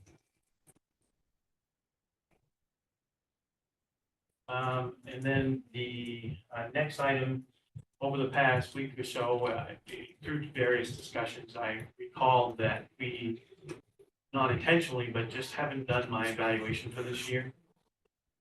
And since the year is quickly coming to an end, and since Paul is moving on, I just bring out the idea of whether or not you want to have me send you the paperwork and try to complete that in the next meeting, the following meeting after. So I look back as I saw this, I look back at what the process was with the letter that I sent out and all that. I think it's kind of important to stick to that same timeline, which would mean that it would go beyond me. But I think that to accommodate that, I will just send you, I think I should participate, or you should at least incorporate my document into the review. I think that I should just, before I leave, no matter what your timeline is, I will do an evaluation based on the method we used last time, if the rest of the commission agrees. That makes sense to me. And I can send you, well, you probably have the timeline that I had used and the memo I had used and all that, just to formalize it. Send it to me again, just so. Okay, so I'll send you a folder that has. Yeah. Okay. So I'll get that, and as I see it, I'm gonna write that and send it to the chair. And then you will. Yeah. All right, thank you. Guess that's all I have right now. All right, anything from the commissioner, comments or suggestions for future agendas? So it'll take the month of December off. All right. Last motion? Phil, you have, I thought I saw his hand up. Oh, no. Okay, so I moved to adjourn. Second, all those in favor? Aye. Aye.